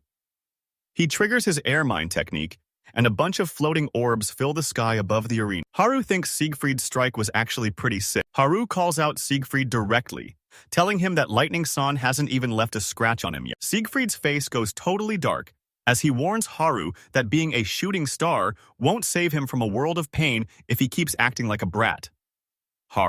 Siegfried senses something's wrong and screams for Haru to stop, but Haru just locks eyes with him from across the arena as they both gear up for their massive final showdown. Haru launches forward with crazy speed, and Siegfried plants his feet to take the hit head-on. They slam into each other with insane power as Haru lets loose his Gale Wind Strike, the Repu, creating a massive blast that shakes the whole stadium. High up on the platform, an examiner screams for the fight to end, and as the dust clears, the tiny elf proctor starts yelling for them to stop. The examiner shouts for someone to check on Captain Siegfried, and from above you can see a massive crater blasted into the arena floor where he's just lying there totally still. A medic. Siegfried is knocked out cold on the dirt, but someone points out he actually dodged the direct hit, proving he really is the fastest man alive. A witness realizes Haru is totally cracked because he's got melee, defense, long-range shots, and can even carpet bomb the whole area, making him a literal human fortress that everyone else can only repeat in total shock. Haru had never used the Repu move in a real fight before, but even he's hyped about how perfectly it worked. The tiny elf examiner looks down from the balcony and tells Haru that the special magic core is packed with people way stronger than him. Haru gets super serious as her words sink in, realizing he's still got a long way to go and needs to push himself way harder.